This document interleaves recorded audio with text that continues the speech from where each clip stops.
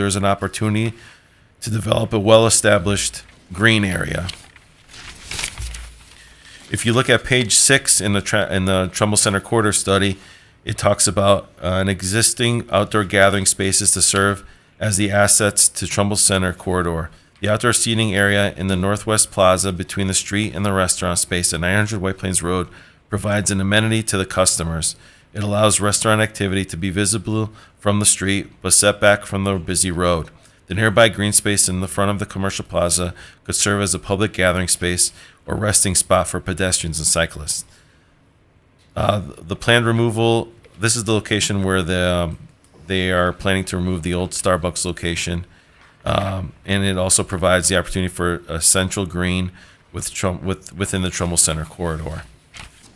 If you look at, I believe it was page 20 in the Trumbull Center corridor study, it actually had a detailed drawing of what the center would look like, the green space, how to activate it.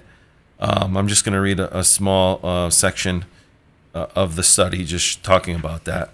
Starbucks and other businesses previously occupied the vacant building on the north side of White Plains Road. This building, fronted by a small green space, is slated to be up for removal as part of the future development plans and provides the potential to expand the existing green spaces into a central green for Trumbull Center corridor.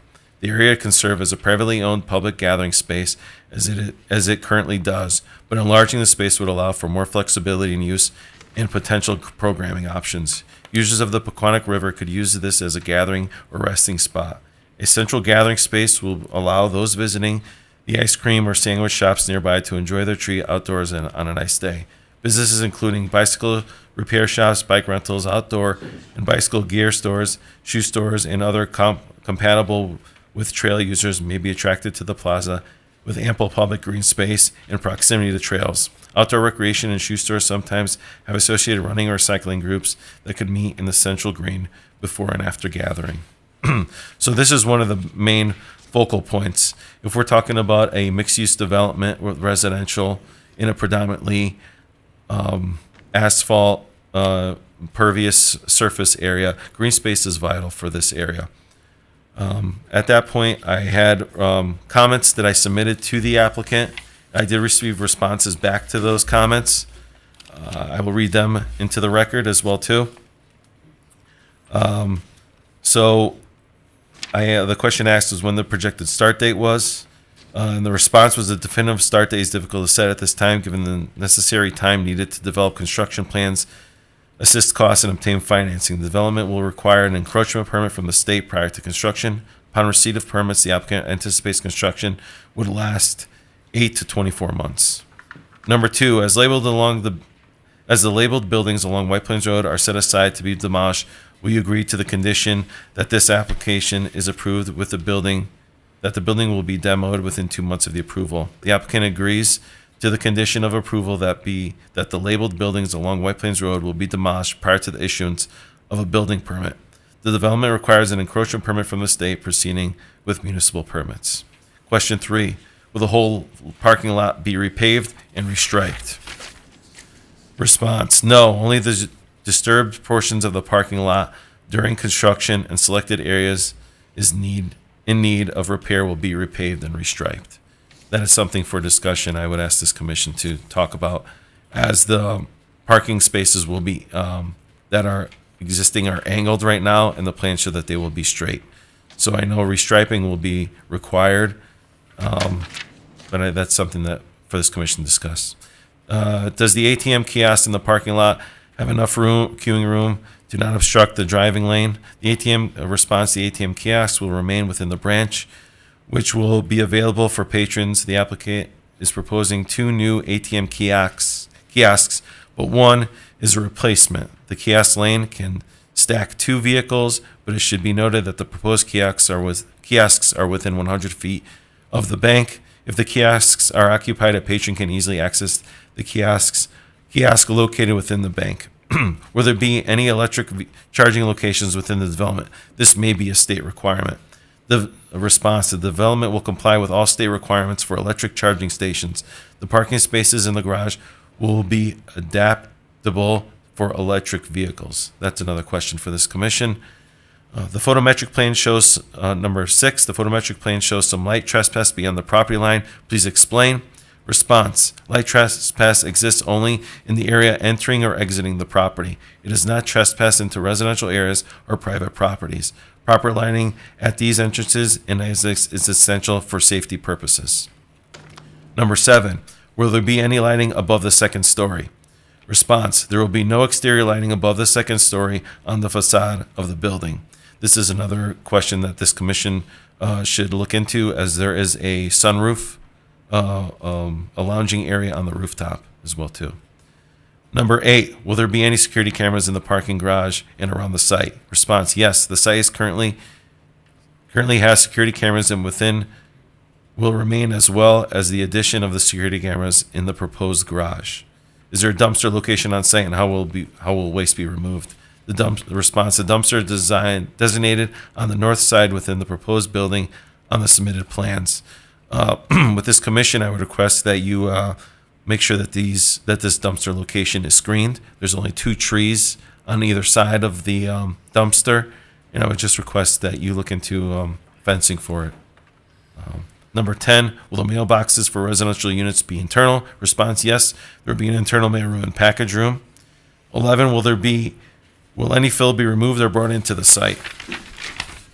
Response: the applicant anticipates equal amounts of cut and fill resulting in a de minimis amount of material brought or removed from the site.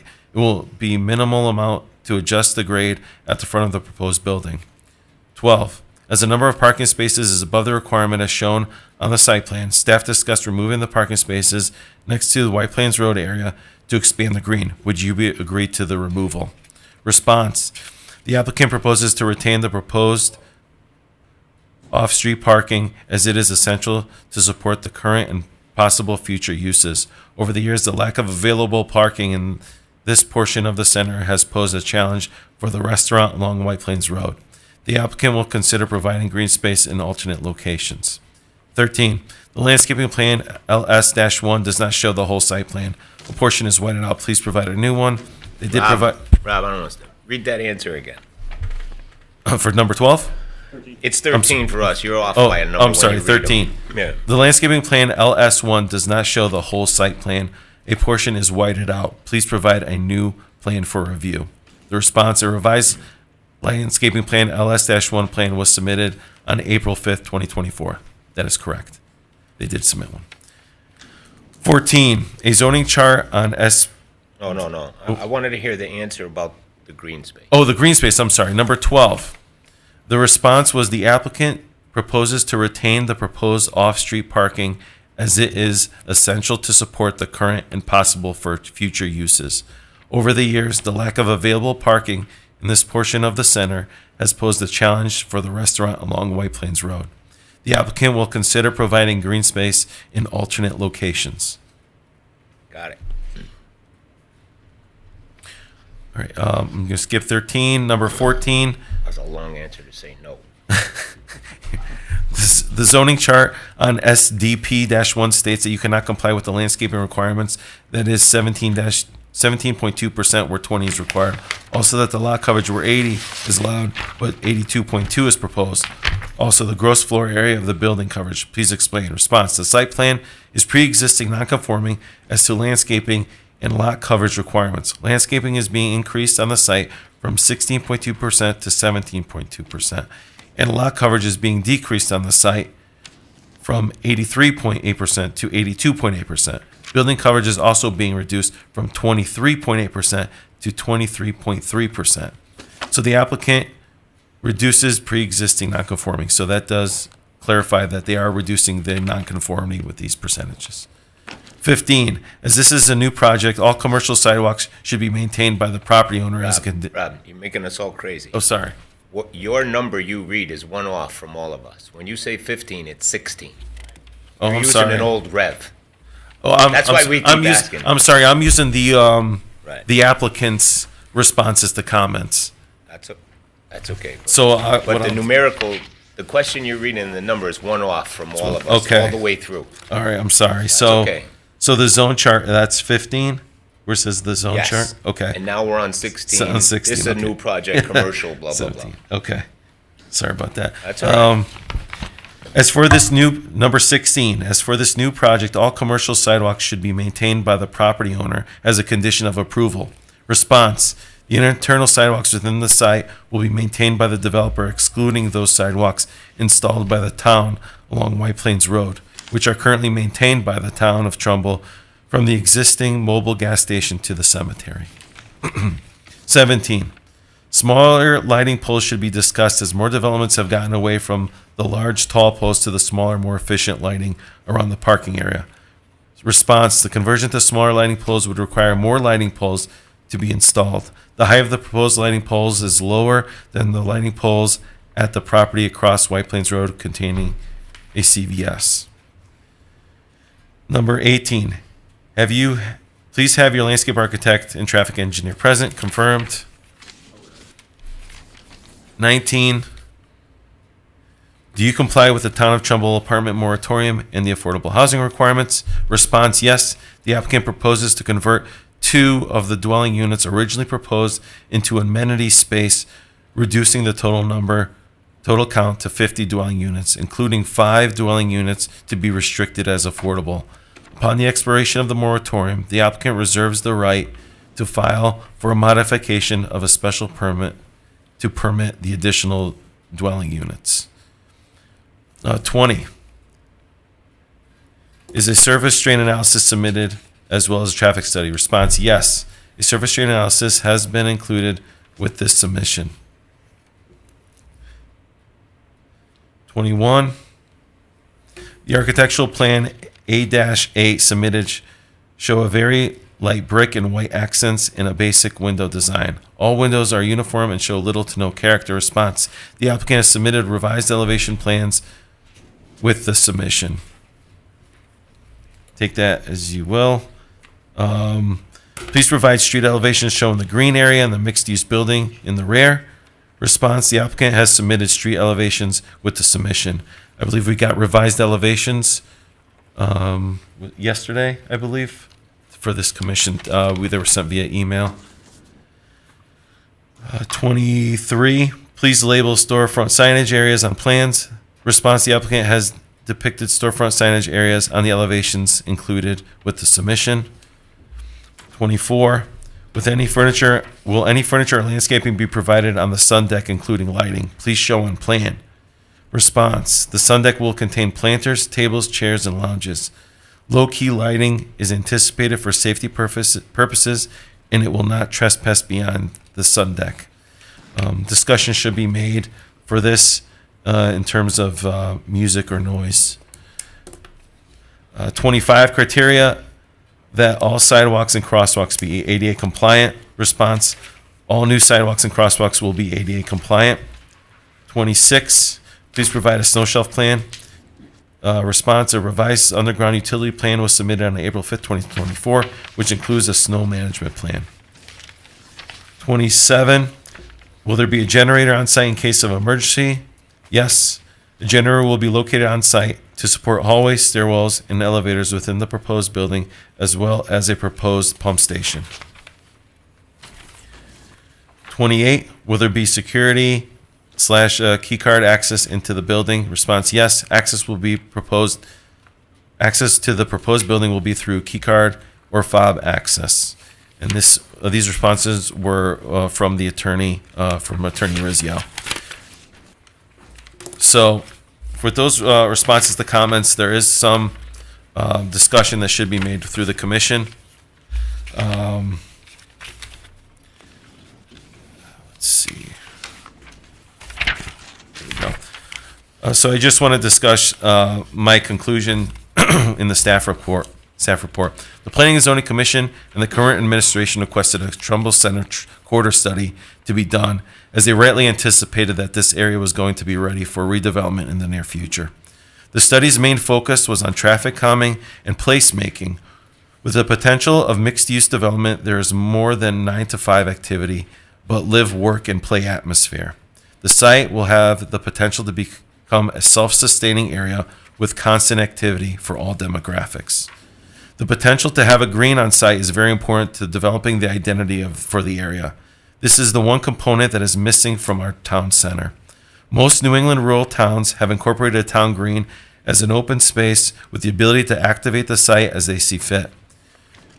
We have the Long Hill Green that is our other mixed-use location in town that we are in the final stages of redesigning the area so that patrons to the shops and the individuals living in the area can access the green to their leisure.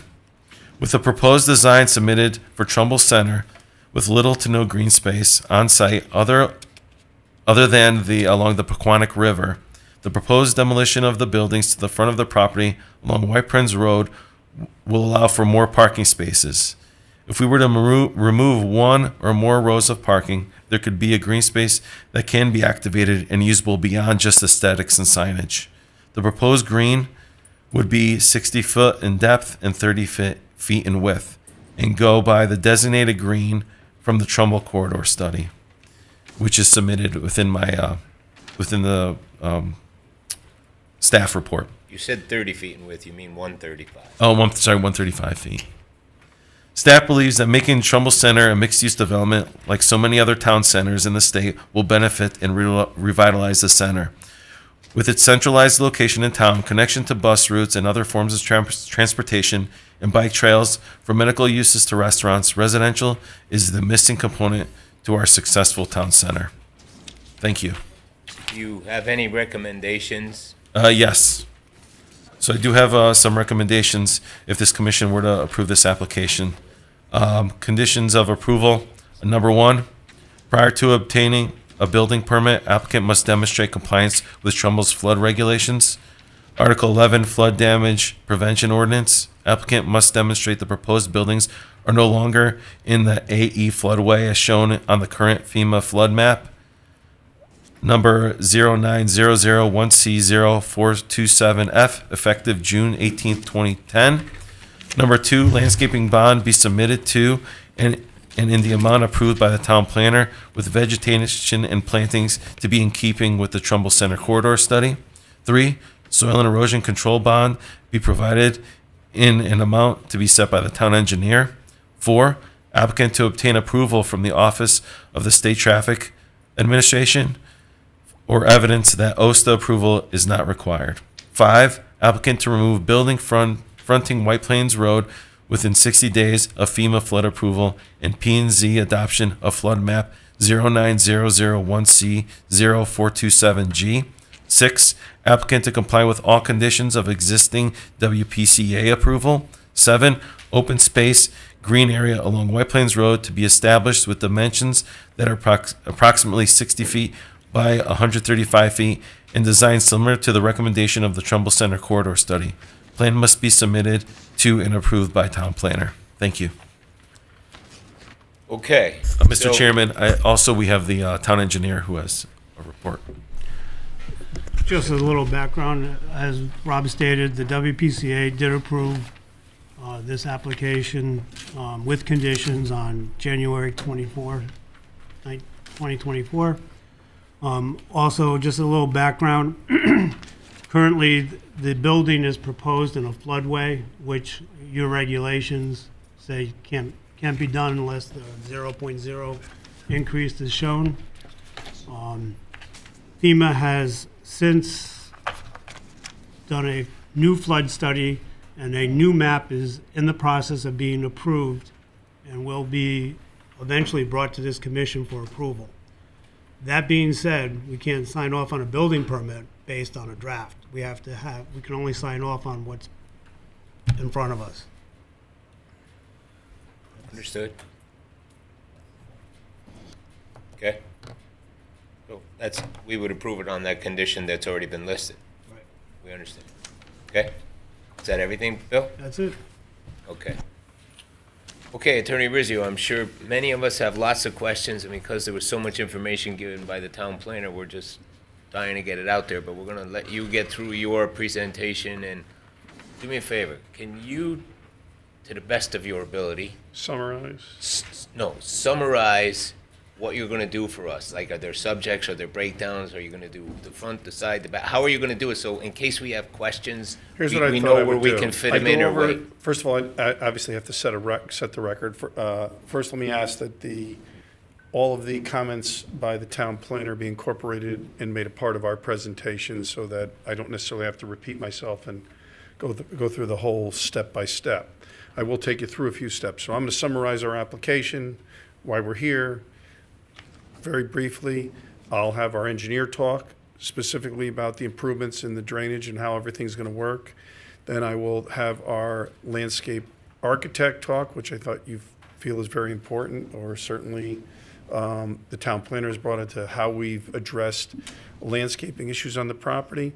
And then last, I'll have our traffic engineer who's here that can talk about the traffic to show that there'll actually be a decrease in the amount of trips and answer the questions that Rob had. I think I can do that You have all- some pictorial about what it's gonna look like, right, to show the commissioners? Yeah, we have, I'm gonna give you the elevations, which I have. Right. And I'm gonna take you through the landscape plan, and we'll show you that. And you have the which- design for where the gathering space is gonna Correct. be and things. Our landscape architect who's here, David Saban, will take you through that. All right, So, first of all, let me just start, once again, you know, I've been lucky or unlucky enough to have been doing the zoning on this site for probably about 30 years. Familiar with the site intimately. And as you know, Trumbull Center has struggled. Two of the reasons it struggles, especially since Porcelli has left, is visibility of those buildings and the lack of parking. And when I say lack of parking, the parking numbers work. It's the parking in the core that I'll talk about a little bit later, why I think it's very important to preserve every parking spot that we've come through with this design. Currently, if you take a look at the center, there is two buildings that are going to come down. This is the building that had the Starbucks, CVS, and everything else that's going to come down in front. That kind of wraps around the Newtown Savings Bank. And the professional building in the bank is also going to come down. And with that, we'll be able to open up visibility of the center, create parking. Most of you have been in town for most of your life. You can remember when the Grill and Bar was hopping, or Shelley's was hopping. If you came at night or you came during the day trying to find a parking spot to get into the Grill and Bar, to get anywhere else, it was impossible. And the hard part about that is our core. So we'll have about 70,000 feet of core. And there's only, even though we have 380 parking spots around the center, the core only has about 225 spaces. And those spaces are what faces the buildings, which is what drives your retail. We've always had big issues with regard to parking. I don't know anybody that knows when Trumbull Center was moving and all these spaces were occupied, trying to find a parking spot in that core area to go to the restaurants, to go to the Chinese restaurant. Remember, you had a Chinese restaurant, you had Marie's, you had Bruger Bagels over here. And this was all the core parking for all those on top of Porcelli's. So parking was always a big problem. When you deal with national tenants, which really are what's financeable now in these days and growing larger markets, they look at two things, and they don't care. They want to know, do we have visibility and do we have adequate parking for our customers? That has been very hard to prove. We have not been able to provide the visibility because of the way Trumbull Center grew over the years, and we have not been able to provide that additional parking. By removing the professional building, by taking a let's go to the next plan. By adding the new building, which will be back here, which takes up very little parking, we'll have parking underneath. This building will be is about, where are we? Right here, sorry. 13,000 square feet of buildings on the first floor, and then 13 apartments going up for a total of, actually 13 minus the 2. So 13 units per floor. 2 of these spaces have been converted to amenities due to the moratorium. So we have 50 units on top of 13,000 feet of retail or restaurants. So what happened is it opened up this core. We were able to restripe from those angle spots to straight spots, and we created the parking and the visibility necessary for this building to succeed, to create not just a lawn, but a gathering area.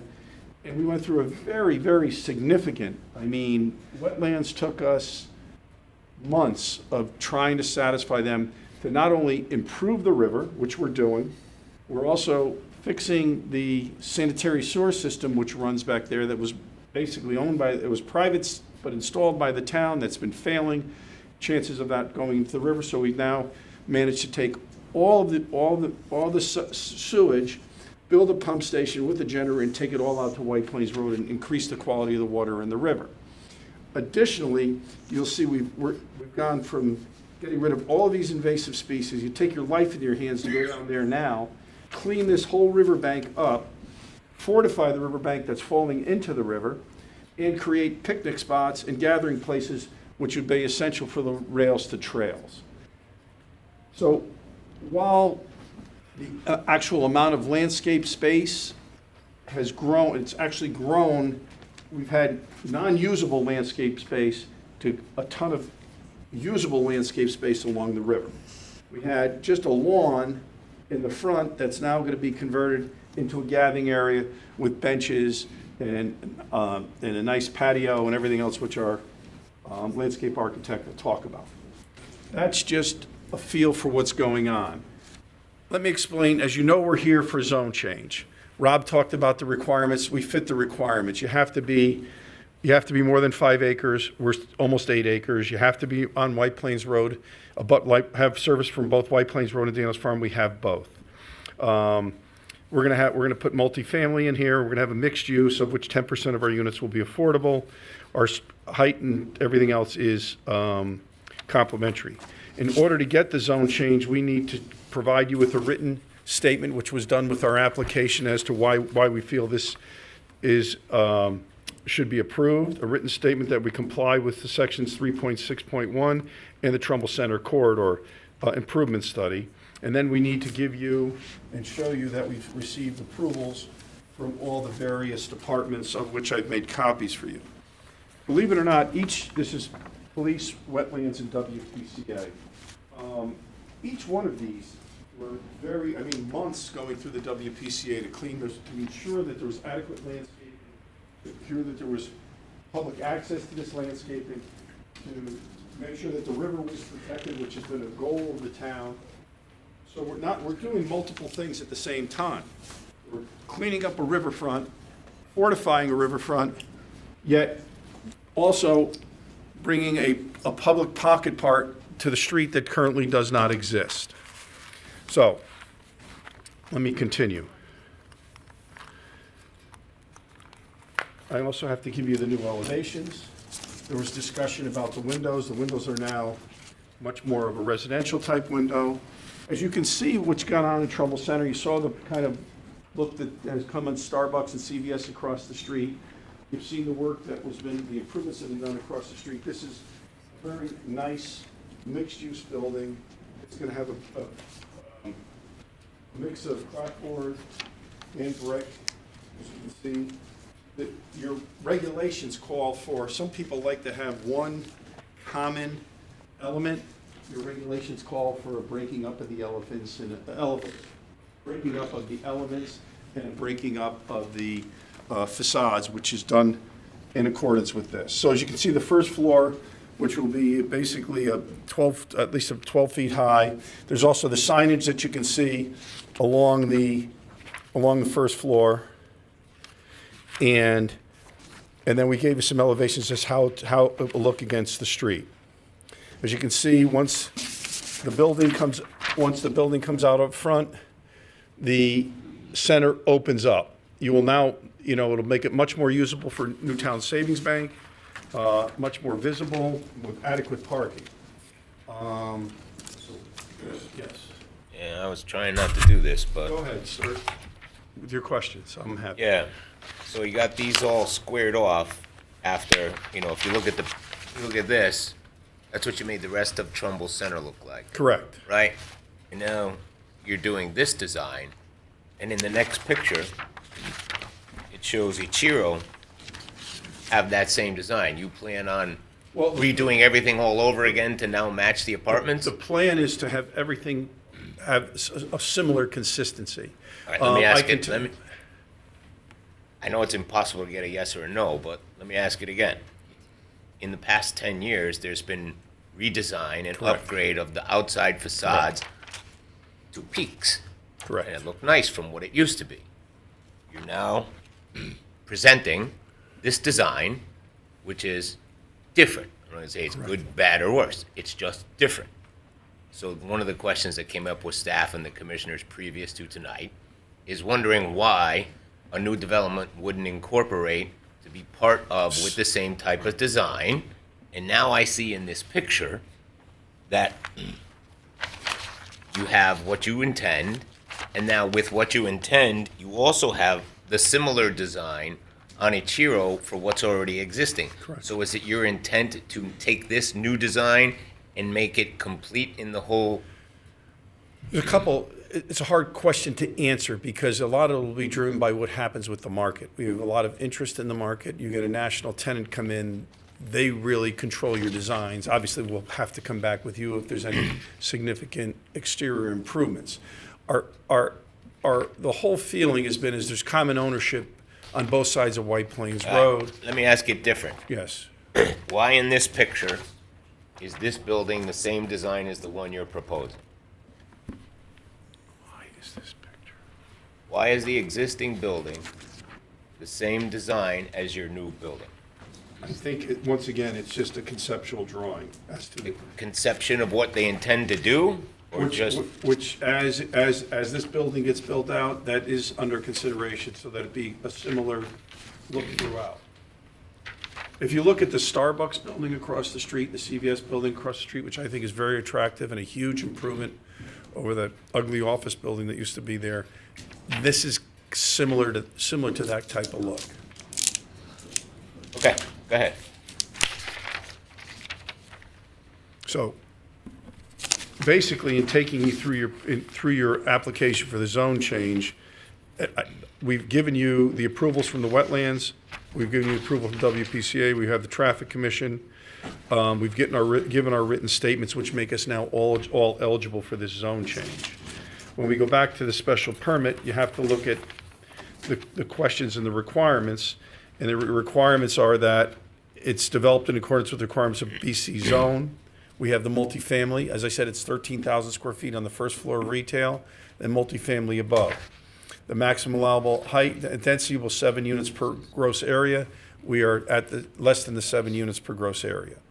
The residential units shall be limited to efficiency studio, 1-bedroom and 2-bedroom units, which also impacts, I think, as you saw in the school study, the fact that when you have in 1 and 2 bedrooms, you're not going to have as many children. I think that's proven out as you guys have enough historical background about what's gone on with the apartments in town.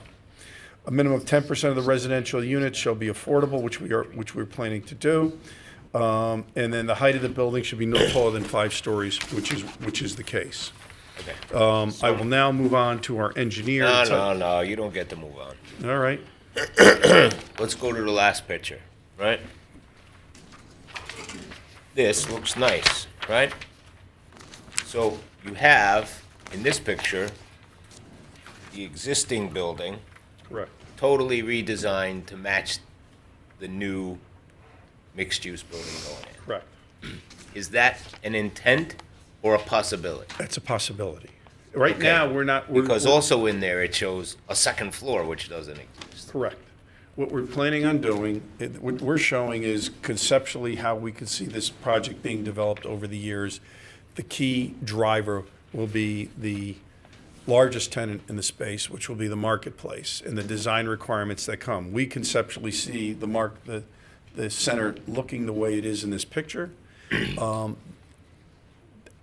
Depending on who goes into that space and the type of look they're looking for, we'll all come back to you for a further application. But right now, the one thing I can tell you is, in accordance with this permit or this approval, this is the building that will be built.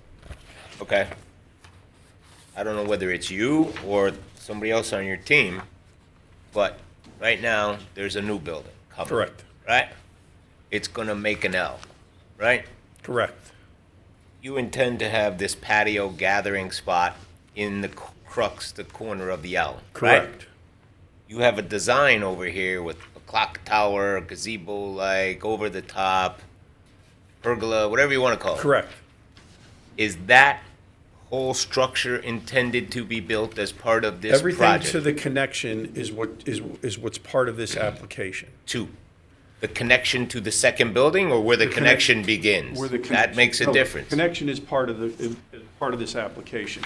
Rob, if you want to come up, who's our So- engineer, and so- also, or maybe Dan, you're better to answer this as to the layout between the two. This whole, so these will be completely connected Yes. as part of this plan? But they will be separate buildings that basically have a covered walkway. Yeah, but the fancy design of the Correct. cover and Yeah. attracting people there is Correct. part of what we're talking about. 100%. Understanding you don't want to invest in the facade of the other place that's not populated yet, because if you get somebody who says, I don't support those colors, you're not doing it twice. Correct. Whatever. But I want to know exactly how far and what your presentation is telling us you're going to do. Presentation tonight takes you to basically this spot here. Here, and then the connection.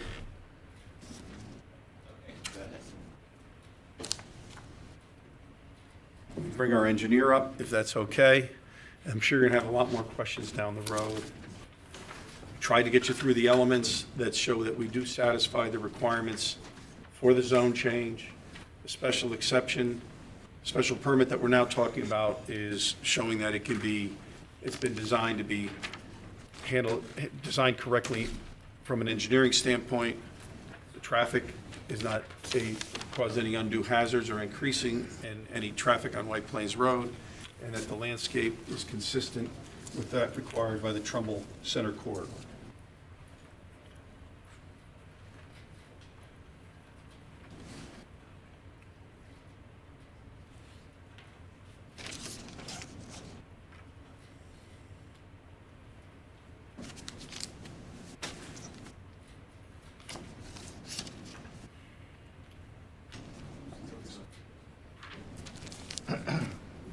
Setups a little bit, just a tad awkward. But my voice is pretty loud, so I think everybody will be able to hear me if I walk around to the site plan. Many of the things that Ray just went over are part of what I'm going to be talking about. Can you do your name for the Oh, I'm record sorry. and who you Yeah, represent? My name is Robert Sonicson. I'm a registered professional engineer in the state of Connecticut, and my office is with Waldo and Associates, and we're located in Guilford, Connecticut. And I've been working on this project for an extended period of time. I was also the design engineer for the Starbucks and CVS at the Brinsmade location. So. The aspects of what we're proposing to do, and this goes to answer some of the of Rob Labrandy's questions a little bit more. We looked at the reconstruction, redevelopment of Trumbull Center as being reconstruction of that core that Ray's been talking about. The main parking field was really what we looked at. Initially, we came up, there were a number of ideas about how things could work out, and it evolved into the plan that we're looking at tonight. The first thing that we wanted to do was maximize the number of parking spaces in the main parking field, and we did that by making the drive aisles 24 feet wide, and the parking spaces 90-degree angles. We see with a lot of practice that is the way to maximize the flow in a parking lot, and we've successfully added a significant number of spaces in that front area. And our job was to get as many parking spaces in that area as we could, and I think that we did successfully really end up with as many spaces as could reasonably be included in the Commissioner site. Silber has a question. Thank you, Mr. Chairman. Okay, sure. Yeah, quick question. 24 feet is what relatively? Is it It's- narrower than a typical? Well, 24 feet is the magic number for two-way traffic. It's minimum magic number or the maximum? No, it's the standard driveway width, 12 feet each way. And it's a comfortable size, and it's the standard engineering Okay. design for. And the reason I ask is this because kind we've of done use. the development we did down Madison Avenue. We put in a bunch of parking spots, and the applicant asked for narrower than usual parking spots, and it just turned out that it kind of doesn't work. And so I don't want to, if this is a like heavy traffic area, I don't want cars like within inches of each other in different directions. No, and there'll be plenty of room in the drive aisles, and the parking stalls are all the full-size parking stalls. We're not showing any substandard parking spaces, and that's a comfortable size for the parkings. It'll be a comfortable experience going into the parking lot here. That was in the 90s, compact cars only. We now live in the world of SUVs. Yeah, it certainly has evolved, hasn't it? Yes. It's true. The Prius, and now we're Escalades. In addition, we've, as was indicated previously, we're replacing 2 ATM locations in the parking lot. One of the ATM locations is up very close to the back of the existing Newtown Savings Bank. They've been asking for an outside drive-up ATM, and we've located one in the parking field, and the other is down near where the previous existing ATM drive-through is. That ATM is not as close. I mean, the closest bank to that ATM is the Webster Bank over in the Brinsky building on Daniels Farms Road, but that is seeking to just replace what was an existing ATM there. And those are really the highlights of the parking field. It's also going to be very well illuminated. We've done a complete photometrics plan of the entire property, including, I don't know if this is going to fit out there. I'm not going to go in details. This was done by our lighting designer, but Rob mentioned it. And if you look at it, you can see that it meets all of the requirements of the underlying zoning regulations in town for average coverage of the site, as well as maximum coverage in critical locations. We're doing it with 25-foot poles. The poles we used over at the CVS are 28 feet. And if you go down into the back of the site, where the least parking is, the fixtures are going to look very much like the ones that are already down there, that were put in by the development next door. And there's no light spill. They're very effective. And this is going to take care of the kind of mixed bag. There are lights on the walls now. There are a few kind of aluminum fixtures in some of the aisles. But this is going to be a consistent lighting plan that meets all of the requirements for the entire plaza, including areas that we're not really doing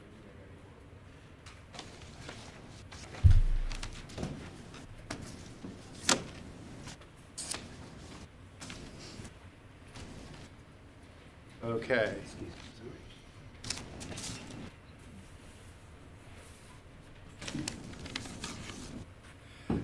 The other things that we, Ray mentioned the fact that we went through an extended inland wetlands hearing process. The wetlands process really focused on the river, and many of the conditions of approval, and Sam will be talking about them in a little while, focused on cleaning up the river. There are people that use the river. Right now, there are a lot of invasive species there. It's just kind of a not a managed part of the property at all. And the wetlands approval is going to move in the direction of being a usable, a significant usable stretch of the Pequannock River. I mean, it is a lovely river if you get down there and look at it, if there was just that there was a nice way to get to it. And I think that this project is going to certainly provide that. In addition to that, stormwater was handled looking to improve the quality of the water that's coming off the site. It all discharges to the Pequannock River. Every drop of water from the site drains down to the east into the river. We did an extensive hydrologic modeling process, and we found that actually with the proposed conditions of the site, there would be a reduction in the peak runoff. One of the things that the Inland Wetlands Commission wanted was additional stormwater storage. And so we added underground stormwater storage in front of the proposed new building and up in the front, closer to White Plains Road, and capture the rooftop runoff from the new building. And what that's going to do is it's going to capture, store, and infiltrate the water, which will further reduce the runoff from the site. The last thing that we did with stormwater is down by the river, just before the water discharges through the final catch basins, we're going to install stormwater quality structures. We're using V2B1 structures, which remove over 80% of the total suspended solids in the stormwater, which is the standard approach. By adding those structures, which will require annual maintenance, cleaning sand out of them, making sure that they're operating properly, but they're really going to do a lot to clean what stormwater does come off of the site and goes into the Pequannock River, because there's a big effort in trying to improve the water quality in the river, and there are a lot of people who use that river.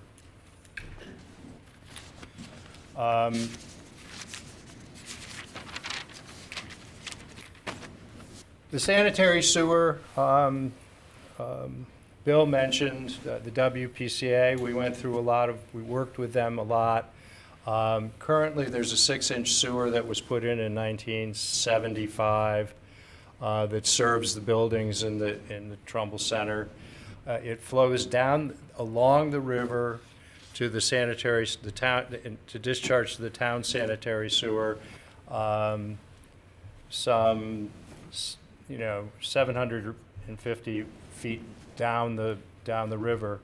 We photoed, inspected both the sewer on the Trumbull Center property and the section downstream, which is not on Trumbull Center's property, but is a connecting sewer that was put in by the town at the time that the original sewer was put in. We found that while the sewer that's on the existing Trumbull Center site was generally was in acceptable condition, there were a couple of improvements that we saw that we could make to it. The section downstream off of our site showed very high levels of infiltration, which was a surprise to us, because there was such a difference between the two sections, really, of sewer.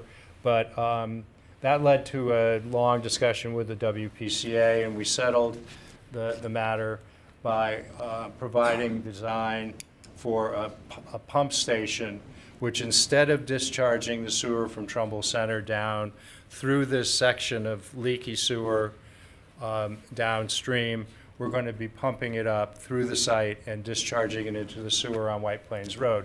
Now, what that will do is it will allow us to, or the town, to abandon the leaky section of sewer, which will eliminate a lot of infiltration water. And that's a goal for the town of Trumbull because the more infiltration there is of sanitary sewer, the more you're sending to the city of Bridgeport, and the more it's costing the town of Trumbull. So that's another highlight, that construction of this building will lead to an improvement in the sanitary sewer system in Trumbull overall. I've been talking with Bill for a long time about the FEMA matter. We're going to continue talking about it. We understand the requirements of the floodplain management regulations. We also realize that the new preliminary flood insurance study is right now in the appeal period, which is ending in May.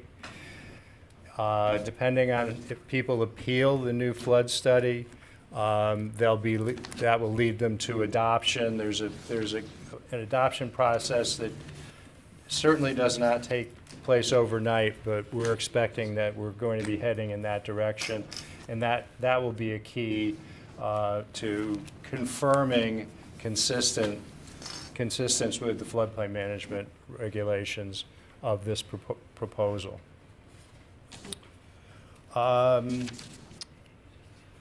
We talked about site lighting. Landscaping is going to be designed to address the town standards contained in the zoning regulations. The plan, it contains extensive invasive species management that was really part and parcel of the Wetlands Commission's concerns. And Sam's going to talk about and answer any questions on that. So those were the major points that I wanted to make. I'd be happy to answer any questions about the design or how we came up with what we did. But I think that now would be a good time to have Sam come out and up and talk about landscaping. Our landscape architect, Sam Saban.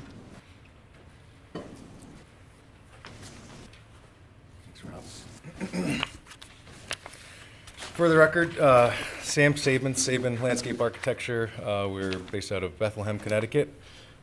We were hired to design the landscape associated elements on the site, and including planting, hardscaping, circulation, pedestrian circulation. For example, the main landscape space. I'm going to come around here just to point on the map here. The main landscape space is this, this pocket park that was discussed at the top of the meeting. Currently, it's just an open lawn area. The idea would be to landscape this with vegetation in kind of a more formal variety, with just a variety of trees to give a vertical element, and then a hedge around it to create a sense of space. Right now, it's just kind of an open green, and we're not going to have a green in the traditional sense of New England green, where there's a long procession of open green space. So alternatively, we designed a space that is more welcoming, and it has a sense of human scale that invites people to utilize the space. We've got a central axis kind of coming through, and then a decently large paved space on either side where there's a series of benches that people can come and use the space, while maintaining the kind of sidewalk along the frontage of White Plains Road, and then also sidewalks along the parking areas for proper pedestrian circulation. There is some lawn kind of around the outside of that space. The main thrust of the planting is a 6-foot landscape bed along the side with the plant selection, I know it's not particularly of the commission concern, but is more upright fastigiate horn beams, which have a kind of more upright quality that won't block any sort of sight lines with driving along, and pulling in and out of the space, and then about a 3-foot hedge of native inkberry that create a border around that space. Did anybody have any questions of that? Since that was a focus of the. Sam, just for the commission, because they know one of the issues, this is going to be an issue as we talk about it later. This area is about 40 feet deep by 135 feet, which you think is a significant size for a pocket park and this type of. Yeah. And it's certainly enough area for people to gather and, commiserate, whatever they're going to do. Enjoy. Yeah. We have 3 benches on either side, a nice big, hardscaping area. So there's some open lawn that people could utilize as well. From my opinion, that's plenty of space to kind of draw attention to and actually look like it's a significant chunk of land, while not also, making it look insignificant, as you're driving by. Mr. Chairman. It's, there's parks of this scale in lots of New England towns, and so to answer your question, Ray, I think that it's plenty of size for this, for the purpose of allowing people, pedestrians to kind of sit there. No, it's not. He's got a question for you. Sure, go Commissioner. ahead. Yeah, quick question. So just to clarify, the green space you're describing is the green space that's there now, in front of the old Starbucks. Correct. Yeah, it's just an open lawn space. Yeah, Yep. yeah. So it's the same space, not bigger, not smaller. Yes. Okay. Got it. Any other questions? For the park. Oh, you'll be back. Yeah, sorry, just to clarify, the Starbucks, the building where Starbucks and CVS used to be, that's being demolished and replaced with parking spaces then? No green spaces going where Starbucks once was? No, but it's becoming. In this plan as it stands now. Okay. It's going to go from. What I'm seeing here, is what I mean. Like, Right. Yeah, because the green space that exists now is the green space that exists on this page. Yes. Yeah, okay. We'll discuss that. No, that's, You're exactly correct. We want to get through this part. We want to see what everybody else has to say, and then we're gonna. Go ahead. Something to say, Ray? Yeah, no, and right now, it's just basically a lawn with no gathering function. We got no- it. Next. Yeah, so to give you a sense of scale, we're able to fit 7 decently sized, landscape tree, full-grown landscape trees, as well as 6-foot planting bed alongside it, as well as kind of the open pedestrian walkways and the courtyard itself. So we've obviously integrated street tree plantings in and amongst the courtyard that have a kind of a similar language and species throughout. Going down kind of the plan, we have an open space, that's an open dining space that's on the south facing of the building, with a large tree for the shade tree to kind of cast shade down on the space, as well as keeping circulation open and having walkways in throughout. And then this, again, just to go back, this breezeway will be open underneath to allow circulation back to the river's edge. As Ray had mentioned, we went through an extensive design process along the riverfront to really improve that space. Right now, it's just choked out with invasives. As part of my design process, there's lots of people that use it. There's paths down to it, so we maintained what is there because those are paths to good fishing holes, I imagine.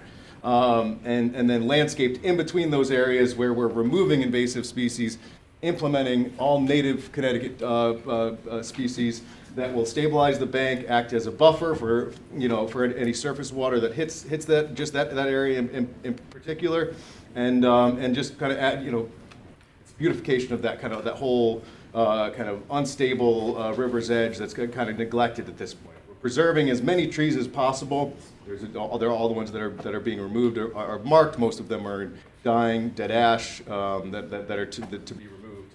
And then we're adding a couple of kind of gathering spaces along the river with picnic tables where you could kind of act as part of that kind of greenway initiative of places that people can inhabit and kind of rest along the river. That's mostly the extent of the landscape design, barring getting into kind of specific plant material that we use. Quick question, Mr. Chairman.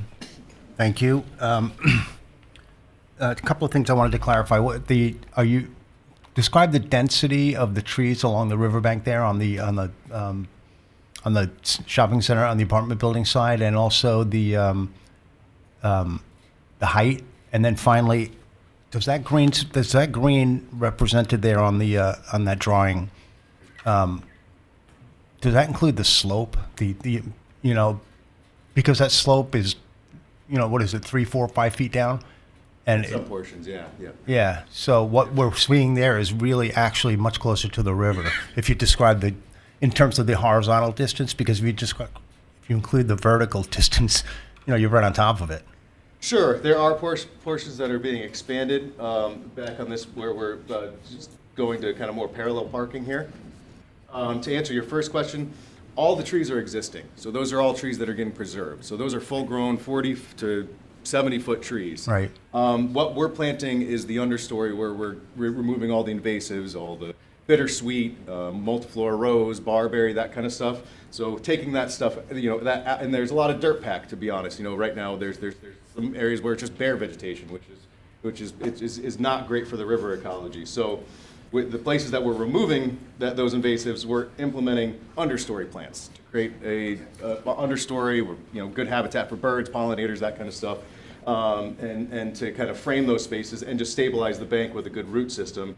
And then anywhere where we're not planting with nursery stock material, we're seeding it with Nomo fescue, which is a shortgrass meadow, a seed mix, and to stabilize the bank and just kind of make it a little bit nicer to walk on.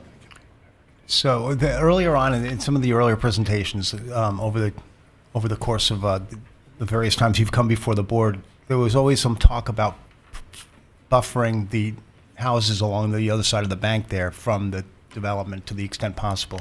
And Attorney Rizzio several times mentioned those 40, 50, 60-foot trees, and that appealed to me. And I know there's not enough, so is there no intention to try and fill that out? No, there's the only trees that are being removed are dead, dying, Yeah, I know. I mean, and so it's a pretty consistent, hedgerow along the entirety of the creek there. There's only a couple pockets where it's open, and that's really just to maintain access to the. We actually had to identify the trees with wetlands. We're not taking out anything that's providing buffering or shading. You're basically taking out trees that could fall on something. No, I understand. Very hazardous. So there's that buffer that you see that's there, the large canopy will remain. It might. I mean, I might be wrong about this, but it seems like that 60-foot trees row that you're talking about stops like in the middle of the professional building that's there now. Am I remembering that right or no? I think it pretty much runs the length of the property. Yeah, there's a couple of spots where there's, there's the break in the canopy, but again, that's really kind of, I didn't want to stuff trees in kind of where there's footpaths down, fishing access essentially downtown to the stream, but for the most part, it's a pretty consistent canopy, and that was the hope, was to maintain. Yeah, those trees. I mean, and the bottom line for me is that that buffer exists. Sure. Yeah, thanks. And it will not be disturbed. And getting all these invasives out of there is going to help maintain that buffer, because a lot of that bittersweet is going up the trees and killing. That's what the nature of what's killing all the trees currently. Excellent. That it? But, yeah. Sam, thank you. Mr. Chairman, I'm sorry, did you go over the patio area? The seating. This patio here? Yes.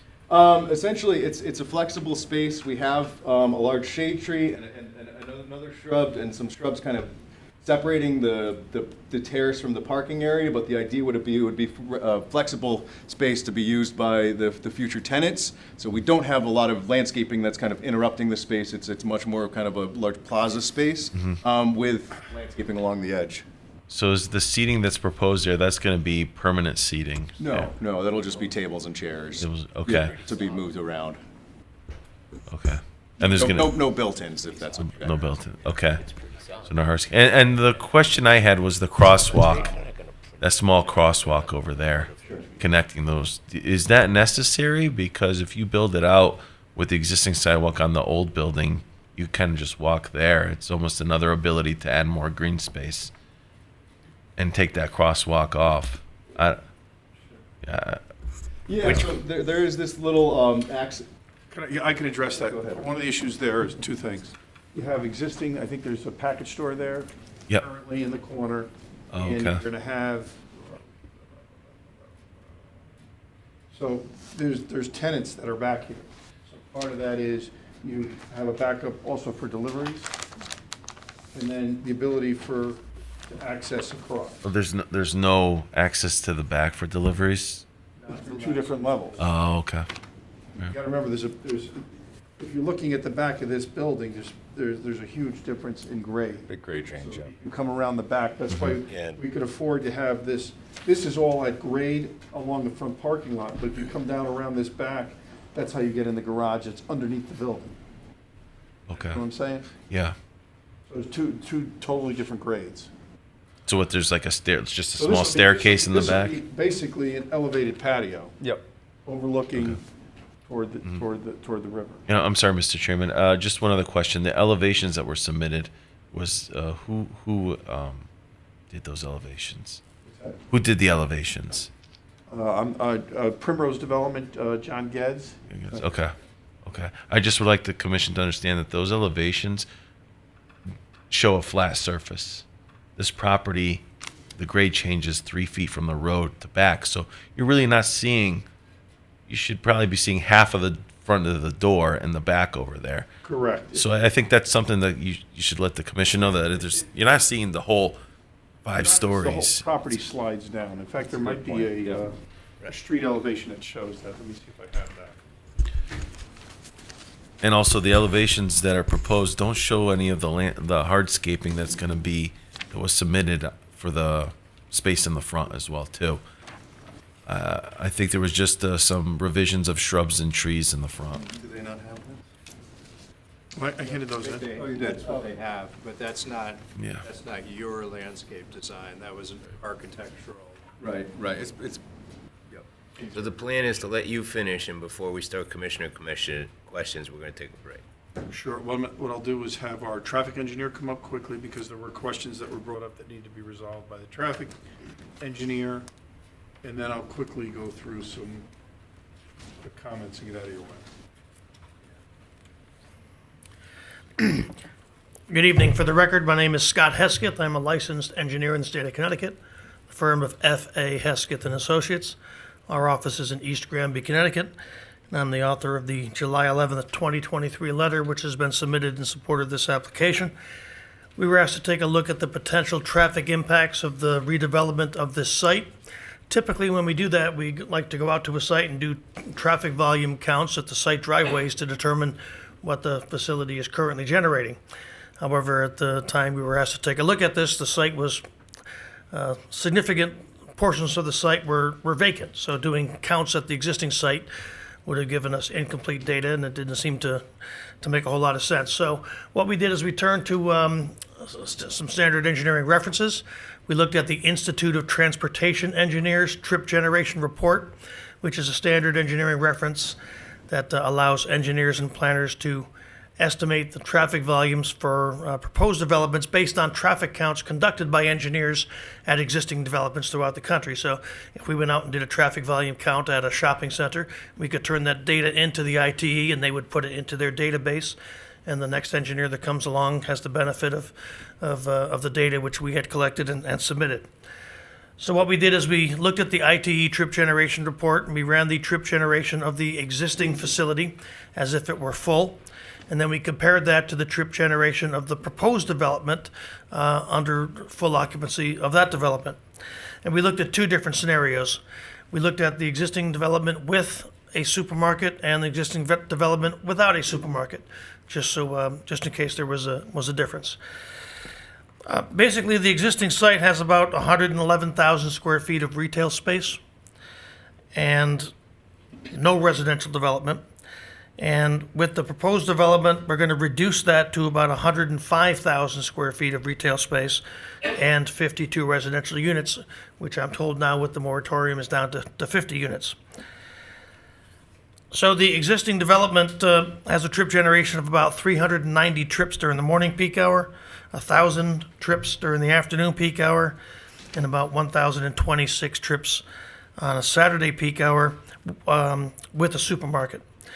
The proposed development would have about 389 trips during the morning peak hour, 968 trips during the afternoon peak hour, and 992 trips during the Saturday peak hour, which results in a decrease of about 2 trips in the morning peak hour, approximately 32 trips during the afternoon peak hour, and a decrease of 34 trips during the Saturday peak hour.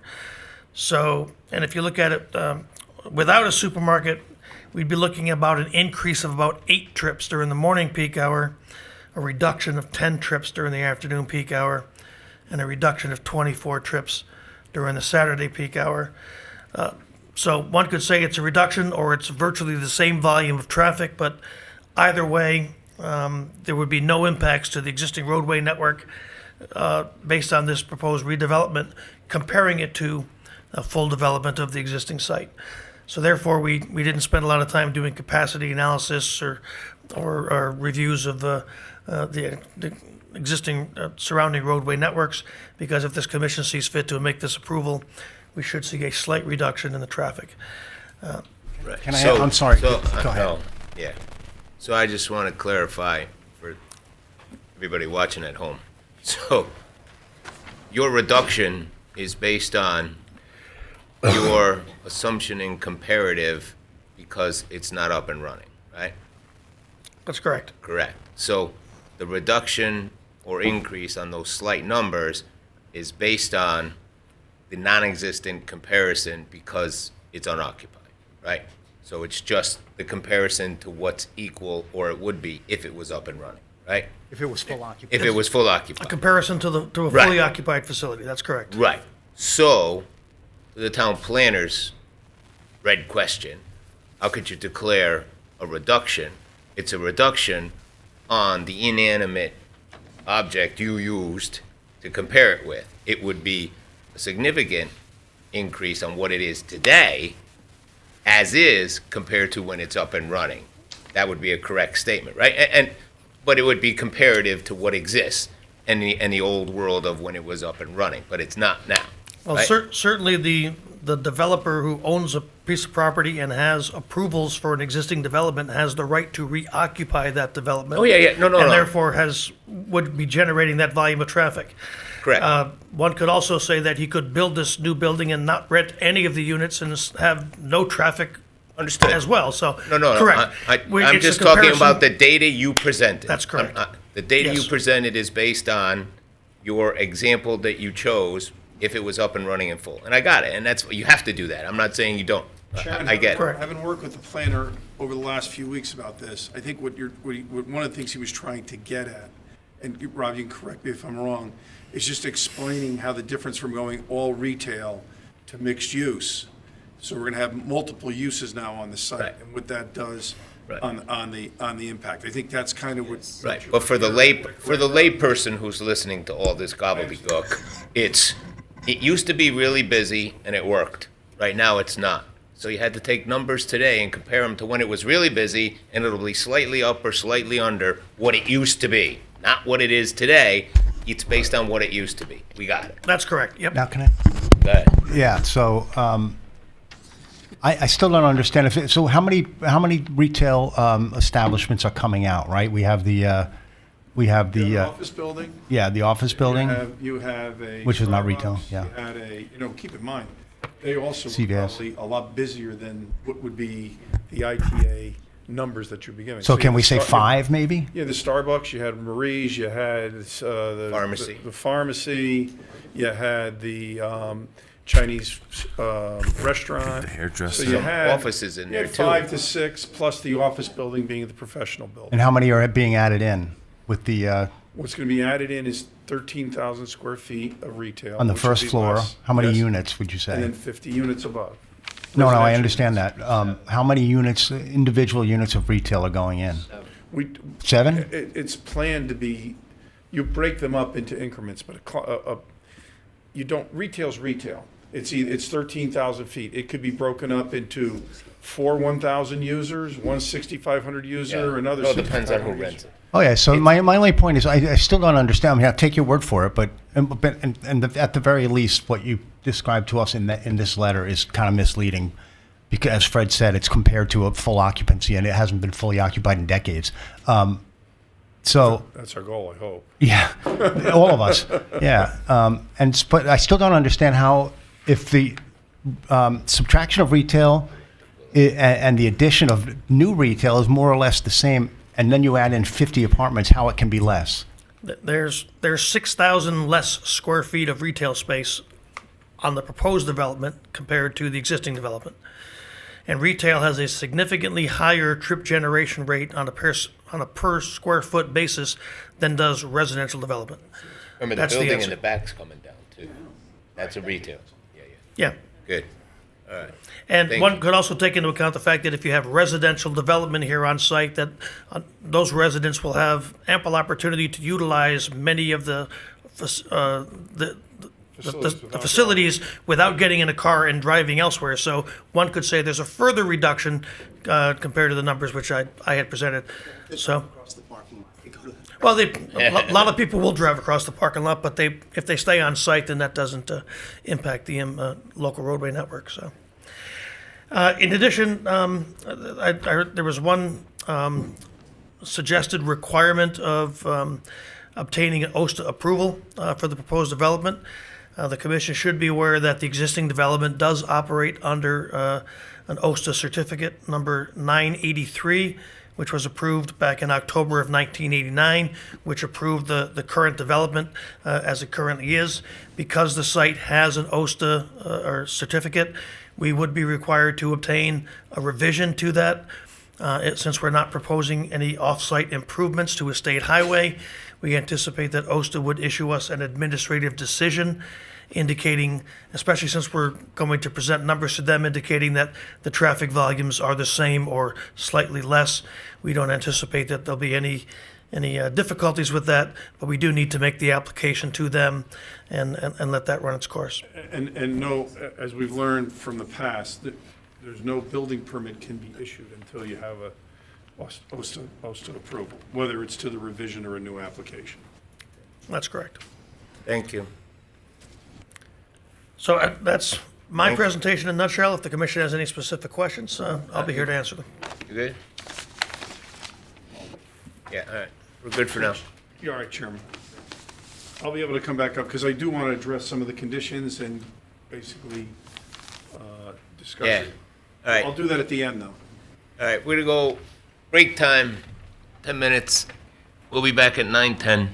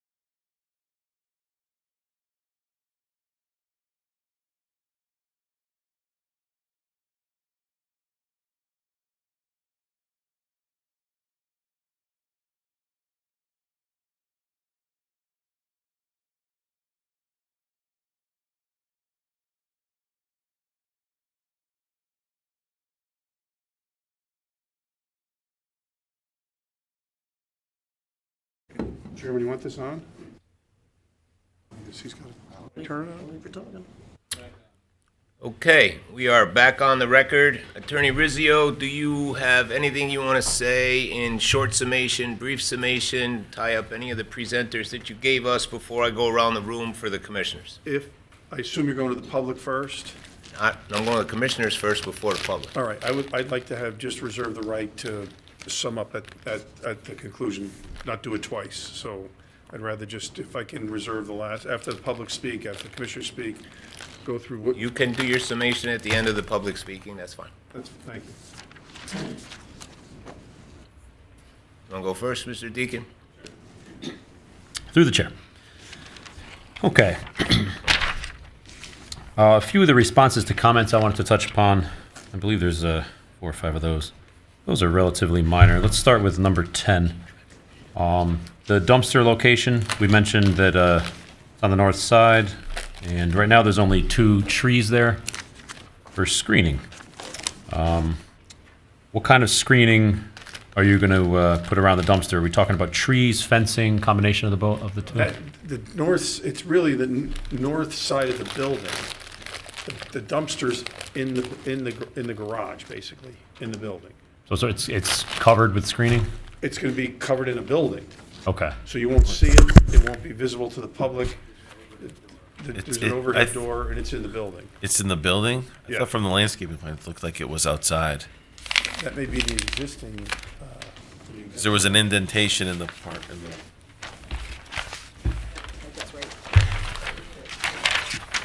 we can enclose the existing dumpster if you want to make that a condition of approval. Okay. The Yeah, engineer it looks knows? like it looks like on the landscape plan that there's an indentation in the, where the dumpster's labeled. See the guy who dumpster drew the location. plan? Trying to see where you're talking about. Yeah, I could show you. It's okay.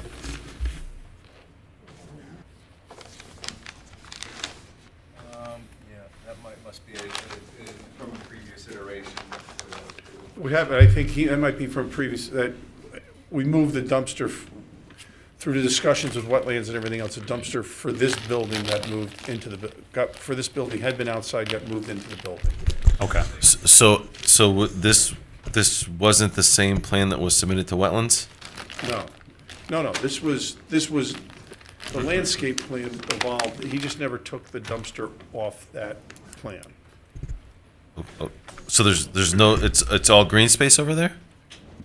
Yeah, there's not a dumpster in the green space, I know that. No, but where it's, Did you show the dumpster? I think the site plan shows it more. Rob, can you do me a favor and come up here and show him on this drawing? Yeah, no, the dumpster is within the building. Ray, step back. That is no longer a dumpster. so is it just green space? Yes. Yes. It just, so is there gonna be another tree there? No, we're gonna put a picnic table. There is an opportunity to add another. There'll be additional More landscaping, landscaping yeah. added where it's depicted on the landscaping plan that the dumpster is. That was my mistake. That's from a The previous. dumpster iteration. has been moved into the building. Okay. Go ahead. Move your microphone towards your face. When you look on this, there's an overhead door right here. I'm on SDP1. Is that where the dumpster's going to be? Could I take a look? Yeah, of course. It's in that same spot where the indentation was, but it shows there's a dumpster right here. Yes. Okay, got it. An overhead door and a stairwell. Gotcha. Okay, thank you. Okay. Just inside. Okay, so the dumpster seems to have been solved. Thank you, Mr. Chairman. All right, moving on.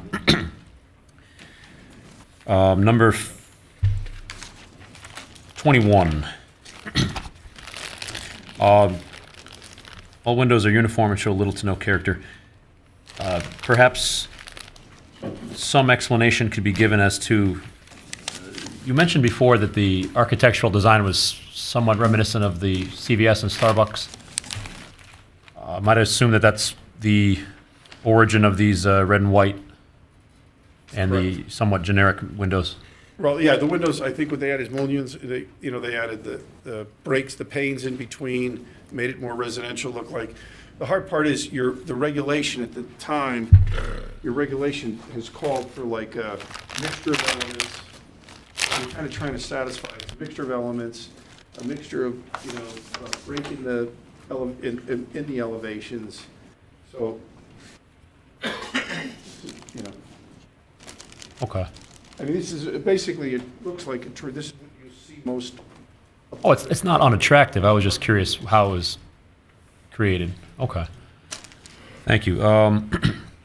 24, this was talking about the sun deck. Yes. It mentioned you had low-key rooftop safety lighting. Couple notes. First of all, low-key, is there some parameter we can measure that by? Is there going to be any There'll be there'll be light pollution, light trespass? No light emitted beyond the sun deck. It'll be, so people can safely walk outside, but there'll be no light that will be emitted beyond the sun deck. Okay. They'll be subject to And the they'll- same noise complaints that regular residents are after 9, 10 o'clock. You can't have any noise, so. That's fine. you know. Have what they say. Okay. And also, in regards to noise, there's no barbecue outdoor cookout areas proposed, right? Not currently. Okay. I'm concerned, obviously, for the noise issue, but also the river would be a very attractive place to dump cookout waste. Well, here, what typically happens in most and I think it may be a fire, there's an issue with regard to, I think, having, I know in residential buildings, having any kind of, you'd have to have an electric, I think you would only have an electric grill out there anyway. I think there's fire restrictions with regard to residential units in residential buildings have any kind of gas grill or anything like that. Okay, because I know Can't have any- Avalon has I don't think a, you can have any outdoor grills okay. on apartments. Correct. But on the ground, an Avalon has a combination of charcoal and gas grills. Correct, on the ground, but not within not on the building. Okay, are there any grills of any We kind? don't plan on having any grills on there. That works for me. Okay. There was a mention of when they mentioned the fescue being planted at the river. Walking down to the river, I should point out to anybody who's not explored that area, is somewhat challenging.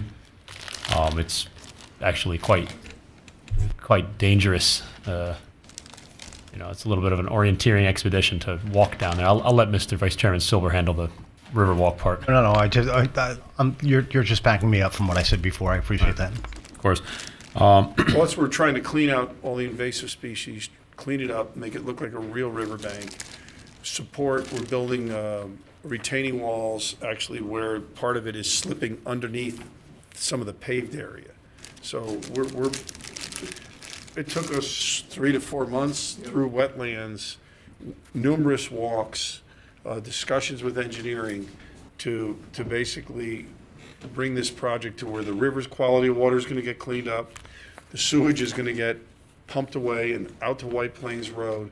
So we're fixing the complete infrastructure of the river to make it a lot more usable, a lot more ecological. Right, no, cleaning the river is great. Removing the invasives is fine. In fact, I'm the one who wrote the condition in wetlands to do so.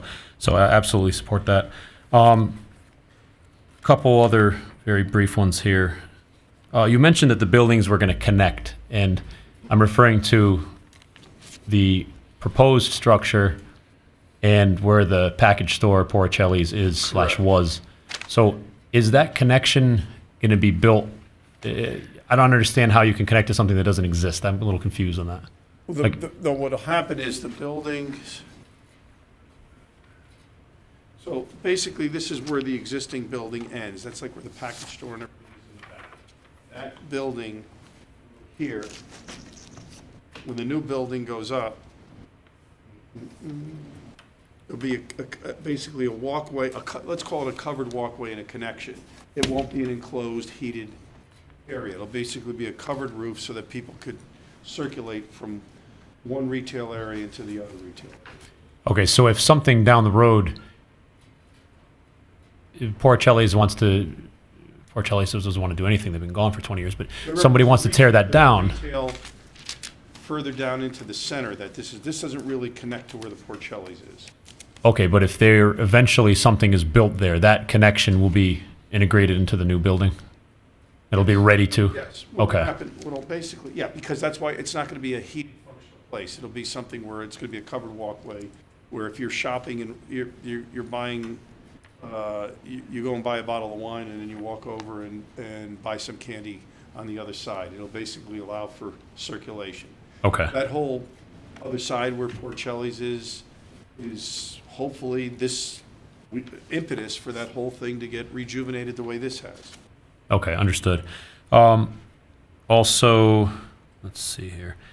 The river area and the green space, there's a lot of green space here. Don't forget that the green space below the river on that map is, of course, not the possession of the applicant. Although green is a nice color, it doesn't count. The river area and the green space, it would be nice to see it connect to the rail trail. Obviously, there's no direct connection just because there's other properties in between.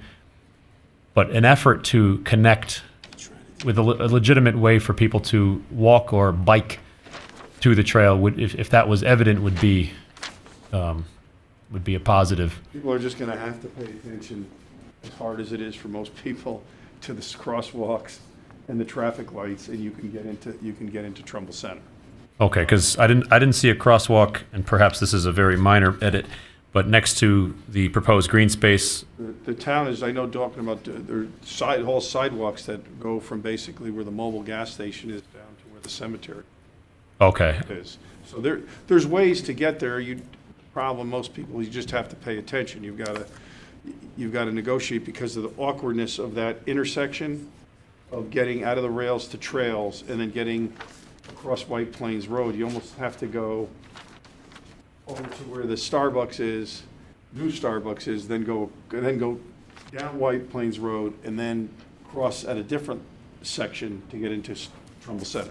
okay. We can't, there's no way for us, certainly with this project, to fix that circulation where unfortunately, the rails to trails dumps into where White Plains Road, Churchill Road, everything, too higher than where you would get into Trumbull Center.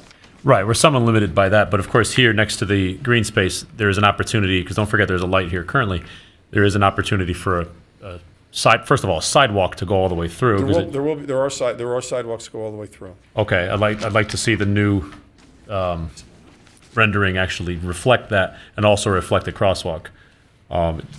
It shows a sidewalk just spits out to nothing here with no crosswalk. Sidewalks that go all the way. Commissioner Deacon, what are you talking, which section, what part are you This talking about? is preliminary apartment building from T-Light area. What is this, the last page? Yeah, it's the last page. It shows a sidewalk that just goes to the road, to nothing. And maybe it's a simple rendering mishap, but there's a sidewalk that goes to nothing, and there's no crosswalk. It's nice if you want to ride. Yeah, if you look To at the road, but there's nowhere to go. landscape plan, Commissioner Deacon. Yeah, just to clarify, I think that was lost in translation in the Okay. rendering. Oh, that's fine. That's- There is a sidewalk that goes along the frontage, not necessarily a crosswalk at the entrances, but a continuous sidewalk that goes down. It's an existing sidewalk, I think, right? Yes. Yeah. Yep. That's where Okay. that's where the trail goes, yeah. Yes, yeah. Okay, the artist must have not included that. Okay.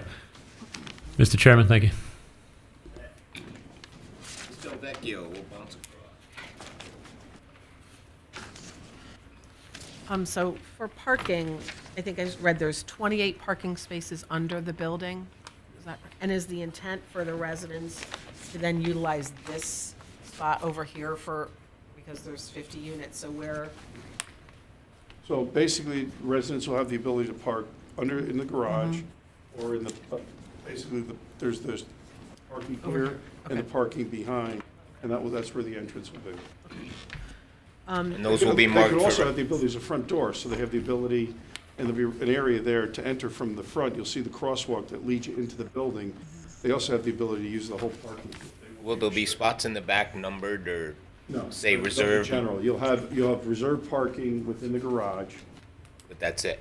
and then the rest will be in common. But if you look, they've been going there 30 years. I don't know, this may be the first time these spaces get used. And I guess when you look at, there's a lot of great things that you guys talked about as far as revitalizing, taking all the invasive species out and the sanitary and generally revitalizing what needs to be revitalized. But I think because of its location and because of its being near the trail, I think there could be a lot more opportunity for public space that people would use. I understand, and I may as well just get our client, it's a conflict here where you have, look, it's cheaper for us to put public space and park and then create parking. We look at some things and it's a compromise, and this commission certainly has the right to condition the approval as they see fit. I'm expressing our desire, really, that our core parking is essential. And if anybody remembers when this area was full, that core parking, when Porcelli's was running, Grill and Bar was hopping, pizza places going, the ice cream stores going, that core parking was limited. Although we more than satisfy numerically the required parking, we have a strong desire to keep those 14 spaces, but in the end, your town planner's recommendation and your decision is what's going to govern what happens tonight. I'll talk a little more about that after you're done. Covered most of the, Green? Rich covered the other questions I had, I believe. Mr. Let you know. Silber, you want to go? Yeah, sure.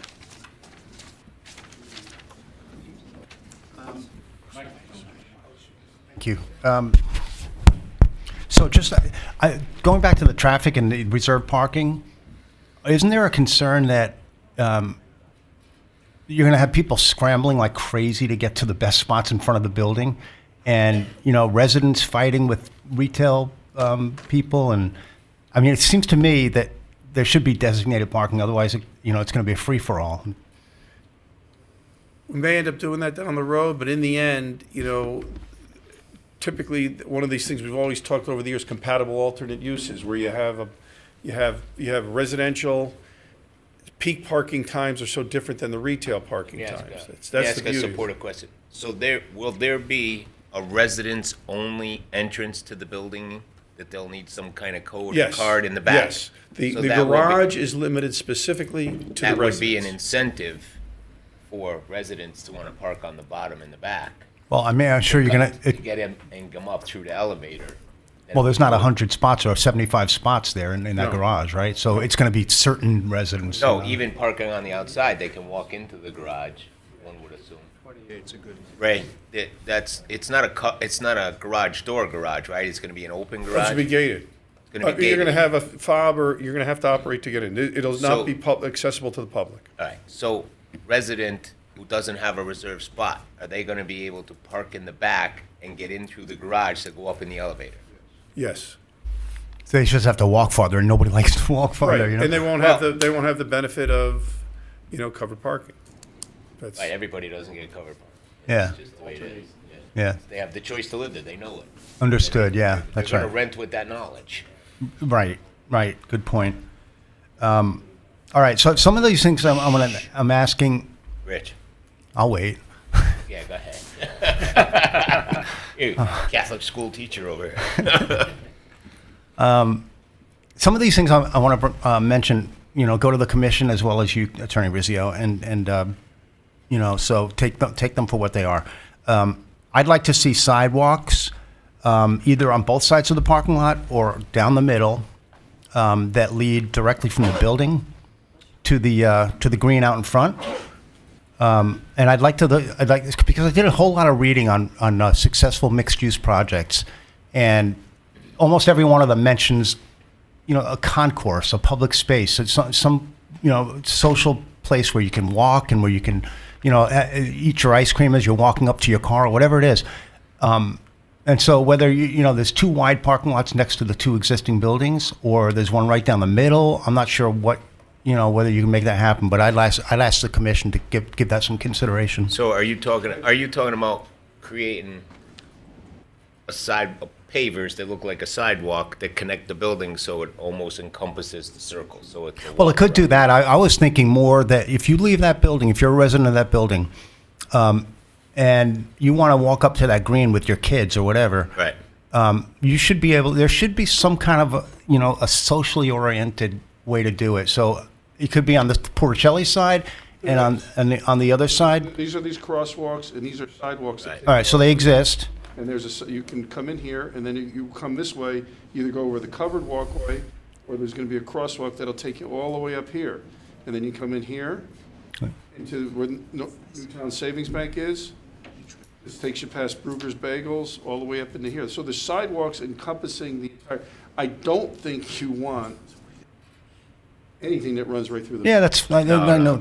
But I would ask that maybe we look at whether we can enhance those sidewalks, because I want them to be, if they're just like sort of nondescript, 4-foot sidewalks, that's not what I'm thinking about. I'm thinking something a little bit bigger, something a little bit more distinctive. I want to create that concourse feel. Well, we've created a connectivity from the building, which is what this, we can't tear up all these sidewalks and all these existing sidewalks. What we do is have the connectivity, the covered walkway that takes you to a sidewalk that takes you the entire length of the property. And on the same part, we'll be able to connect and walk this way, which I think. Right, would you be supportive, That's all. would you be supportive, like, one of the things we did at the mall, we make them look like they connect to those apartments, to the parking lot. So where Yeah, we did a good where that job at the new mall. building connects, go up, right. You would have to make that either a sidewalk or pavers, so it looked like it was a concourse, all the way around. A different material. Right, you have, all the way around in a full circle, the whole place, With plantings. I think we could do it from here to here right. and through here to here, and then there are already these existing covered sidewalks. No, that's fine, but I'm talking about when the building ends to the building across, when that building ends to the green, because Correct. what Commissioner Silber's, let me finish, what Commissioner Silber's talking about is access to the green and a sense of place, right? So if you had those pavers connecting each of all the buildings, you've created your sense of place. Yeah, I mean, respectfully, what I'm describing is it will do nothing but enhance the potential success of this place. Right. And so it's, in a way, it's good for you to kind of figure out how to make that happen. And that's just an idea, and we can, the just commission. did. Yeah, I think we Yeah. can do that. We could agree to a condition that a consistent differential material will connect the new building to the Supporting a existing sidewalks. crosswalk type, Correct. different Yes. pavers, whatever it's gonna be. Correct. Staff And can help We're happy to you. get that approved by the town Right, planner right, before right. installation. Well, okay, I mean, that's half of what I wanted, but we can talk about that. And I appreciate that you, you're flexible at least to an extent. I'm good at spending my client's money, don't worry. I don't want to spend anybody's money, right? I just want to make this a success. I also thought there should be more green space in front of the building. I mean, this map here shows a little bit, but You have to remember, the first floor is retail. And when you get a mixed-use building with a first floor retail, you're not going to buffer the retail with landscaping from the parking that's going to service that retail.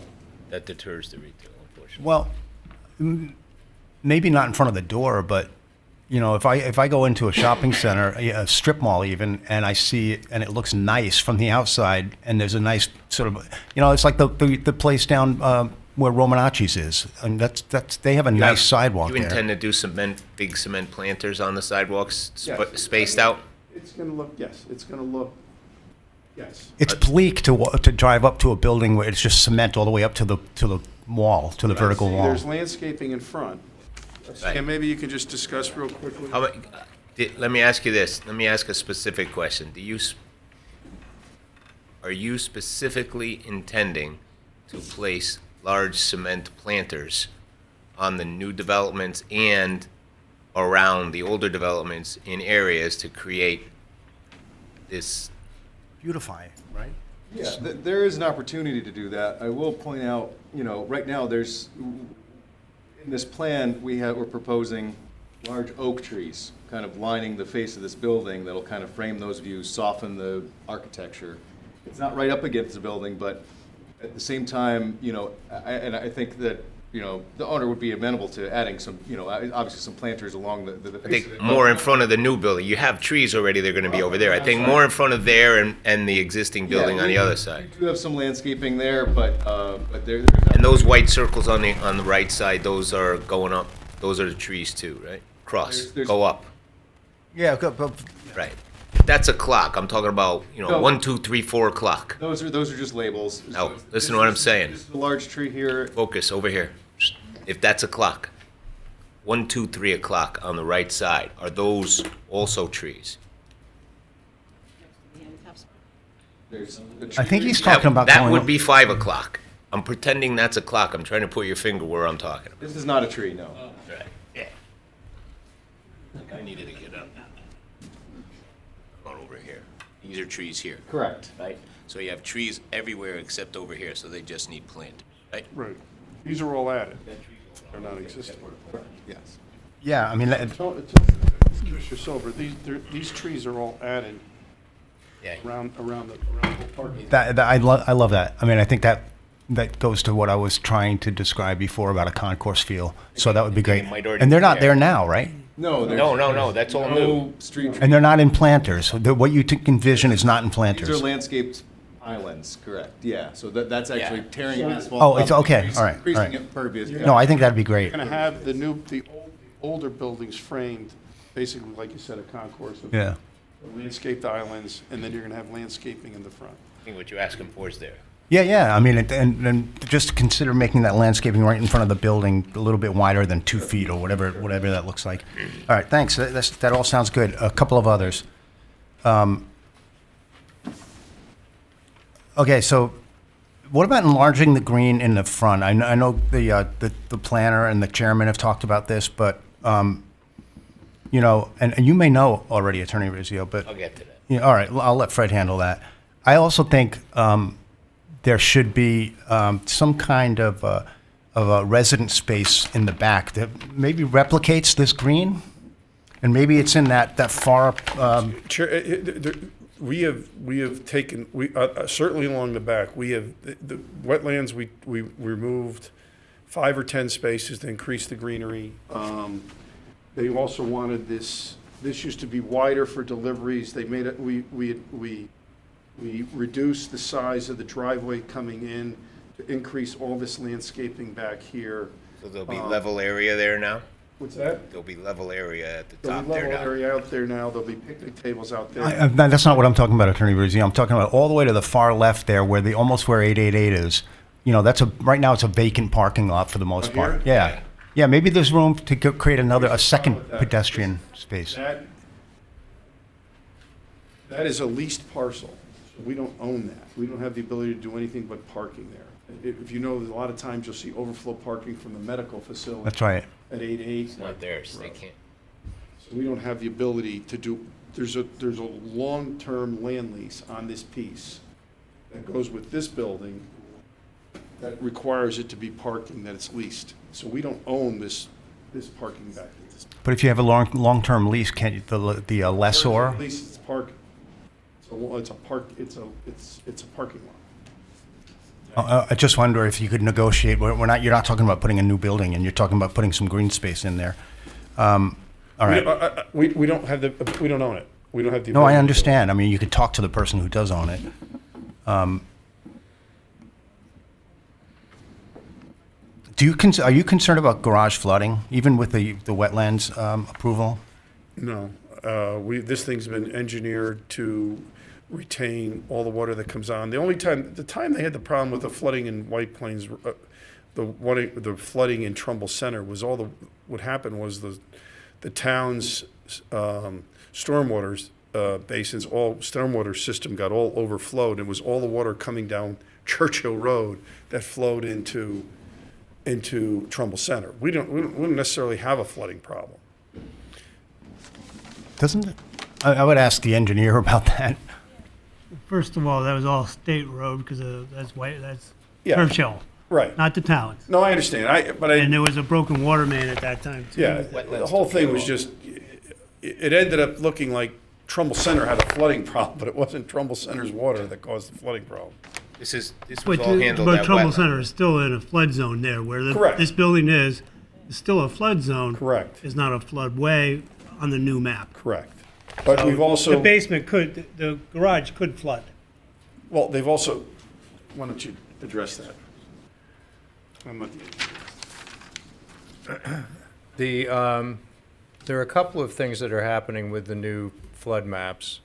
The floodway is moving off the property. The floodplain will be changed on the property, and the flood level is actually going down from the existing flood height. There is, the flood elevation will be potentially, and I don't know what the exact number is, but we're going to be very close to the 100-year flood with the new flood elevation on the river. Whether it technically could get a few inches of water in it during a 100-year flood or not, flood, 100-year flood, yeah, the answer is not completely resolved at this point in time. I just want to ask, Mr. Marr, these questions on flooding came up as part of the wetlands approval process, right? And what the impact would be. And wetlands has already addressed it, and this passed through wetlands, correct? That's correct. Thank you. Next Okay. question. I will leave that flood question alone then. I just, I did a lot of research on what the criteria, what the elements are of what the best practices are for creating mixed use. I spent a lot of time on this, probably more time than I've spent on a lot of things on this commission. So if you'll just bear with me for, 3 minutes, I want to just read some of the things that I found. This is from the Urban Land Institute. Creating an enduring and memorable public realm. A successful public realm is one in which commerce, social interaction, and leisure time activities mix easily in an attractive, pedestrian-friendly outdoor setting. It's a compelling central space that people are attracted to. It's a sense of place functions as an anchor and helps distinguish a town center. This is from the architectural firm Noella Aoun, which specializes in mixed use. One of the most important elements is the way the project is integrated into the public realm, both physically and functionally. Outdoor spaces play a major role in the development of the building, and they can be used to encourage play, social, cultural activities. Courtyards, plazas, and gardens are desirable in mixed-use projects. This is from the National Association of Industrial and Office Properties. By encouraging civic, cultural use of a space, you ensure that an asset is active at all times. Design improvements turn development into a destination rather than an obligation. And the designated spaces for community gatherings will make the development feel like the extension of the neighborhood. HUD says incorporation of civic uses, public spaces, such as libraries, banks, community centers, urban parks, and creative landscaping is a criteria for successful mixed use.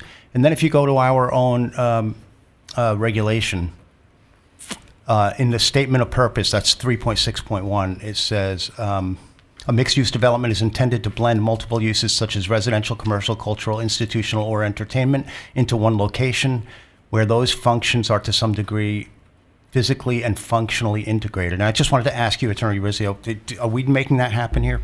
I believe so. I think you've got, and I've seen it, I've done projects in Fairfield, done them in other towns, where you have access to, you got the rails to trails that you can walk to. You have the bike path.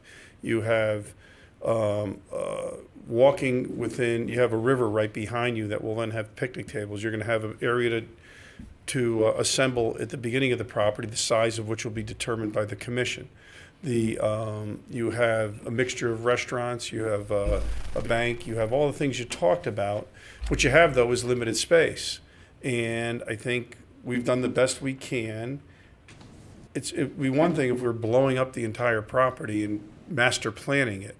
We're not doing that. We can't do that. We have lease obligations. We have obligations that run forward. So we do have the ability to get rid of multiple buildings that we have literally emptied so that we can put this project together, bring residents into an area where they can now live, eat, and work. There's offices here. There's retail here, there's going to be restaurants here, and we hope of all the apartment buildings that have been approved in town, it's probably the one with the most livable area as far as access to amenities. Yeah, I mean, livability is like so essential. Otherwise, people won't want to live there. What you have now in most of the town with your apartment facilities, you have apartment campuses. This is really the only one that I think that has a significant amount of apartments that are integrated with the retail fabric of the downtown. Yeah, So I think this really accomplishes what your regulations have been looking for. Unfortunately, like I said, we don't have 20 acres, and we're not steamrolling the whole site to master plan it. But we think this is the best option to redevelop Trumbull Center. Well, thank you for the explanation. Although you are pointing out here in these drawings here that it looks like it's master planned, which makes it much more appealing. We're trying to integrate that whole feel that you have. We think the building that was done across the street at 2 Daniels Farm Road has been a great success. We think all the work done across the street with the new facades and everything has worked out well.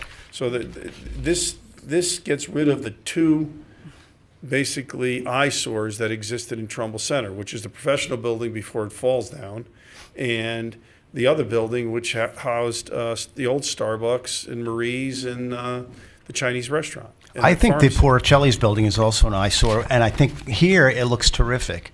So We believe with the right tenant and getting rid of the buildings that are in front of it, opening up the center, bringing residential use to it, that we think that we have the same ability to redevelop that Porcelli's building. would you consider doing the refacade on that building as part of along some kind of timeline even? It's going to be driven by the market. I mean, all this is driven by the market. I mean, you see projects that just the change in construction costs pre and post COVID, the change in interest rates, which is one of the conditions I'll talk about as to when we can start this, because there's a lot of things. So just to wrap up, thank you, Attorney Rizzio. I just want to remind everybody, I was in favor of this in the pre-app. I was in favor of it when we created the zone. I was in favor of it when when I was on inland wetlands. And so what I worry about a little bit is that we have a PR problem. At least superficially, we have a PR problem, which is like people are going to perceive a 5-story apartment building in the middle of a parking lot. And that's what I want to move away from that appearance. I really do. And I think it's going to be for the best for the success of this project. I mean, it can't be that. So, and maybe the commission, maybe we can talk about that. And then, just for the record, another missed opportunity here is the river. It's the most significant geographical figure on the feature on the property, probably in town, and we're sidelining it completely I with this think project. the missed opportunity would be if you didn't approve this application, if you knew what we went through with wetlands. I think it's a tremendous opportunity for the town, from an engineering standpoint, from an ecological standpoint, from an environmentally sensitive standpoint, and I think a denial of this application will be the huge missed opportunity for what we're doing for the river. But I agree with that. Your points about the river, but if there were a nice Riverwalk Esplanade kind of a thing, then that would be an enormous asset to the town of Trumbull. It's just not there. 1,000%. The room isn't there. Okay. Okay, and I understand there's an economic motive here, but our responsibility as a commission is to the community, and so we have to balance your economic issues and with what all of our people want. It's not just economic. It's a matter of space. It's a matter of area. It's a matter of functionality. If it were an economic driver on this thing, the amount of additional infrastructure that's going to be improved, the applicant would just as good sitting on his hands. He doesn't want to do that. He wants to turn this. He really wants to get the thing moving forward. I don't necessarily know. It's for the future. It's not. This is not something that's to his economic benefit today. I can tell you that. Good If point. it weren't for a long-term hold, I don't know that somebody would do this project. All right, thanks, Attorney Rizzio. All set? Just one more question about the parking. And I understand the complementary use with retail and offices and residents, but So, is there a thought to, whatever retail goes in the lower floor of that building, they're going to want to make sure that their patrons aren't parking over here because all the residents are parking here. So is there, it's maybe getting too much in the weeds, but is there a thought to limiting resident parking? Obviously, you can't police it all the time, but where residents, this is their extra parking rather than, because I know that, I understand that's the concern. You want parking here for all of these establishments. The but- beauty of an apartment building is that you do have the ability to change things, which is different than you'd have in commercial leases. Typically, we'll have the ability to, if we see that's an issue, is to restrict some of the residential parking to the rear. Right now, there's no plan to restrict parking. I think the yeah. If I was a resident, I'd probably want to be parking in the back with less traffic and come up the elevator, than park in the front with cars coming in and out, so. yeah. All set? All right. So I'll just say quickly, and I want to get to the.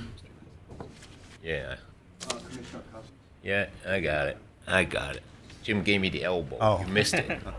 Don't forget Brendan. Mr. Cousins. I have no questions. Good man. Yes. Did I tell you you're my favorite commissioner? So, I'll just say, I'll probably say more later, but I think everybody in town realizes that there has been desire for an upgrade to Trumbull Center for going on 3 decades, right? And change in a commercial world, in a free market, is driven by those that are doing the development, right? So Trumbull's been in a longing state to have the center revitalized. And one of the things, I think some people in this room know, and everybody watching at home realizes that this application period has probably been a year and a half between all the different commissions and all the different engineering plans and the changes and the state agencies that still aren't completed, that there's some that have to be done after this process. So the lengths that the applicant has gone to have been appreciated. There are some things that we're all in agreement with and some things that this commission may want to make some modifications to. But one of the things that we've all realized, and we've said a couple times, is modernization and upgrades means change. Everybody doesn't like change. Some people like things the way it used to be and the way they remember it. But we can't have modernization and revitalization and maintain what it used to be. They're not synonymous. So what we have in front of us is this plan, and I will just say that it is highly likely that the green space in the front that we've discussed and one of the pictures that we saw in the back will be increased. You are likely going to see a stipulation that says we would like to add, as the planner's report suggested, 20 more feet. And you should write this word down. Ready? It should look spectacular, okay? That green space should be centered. I don't care whether it's a gazebo, a fountain, permanent benches around it.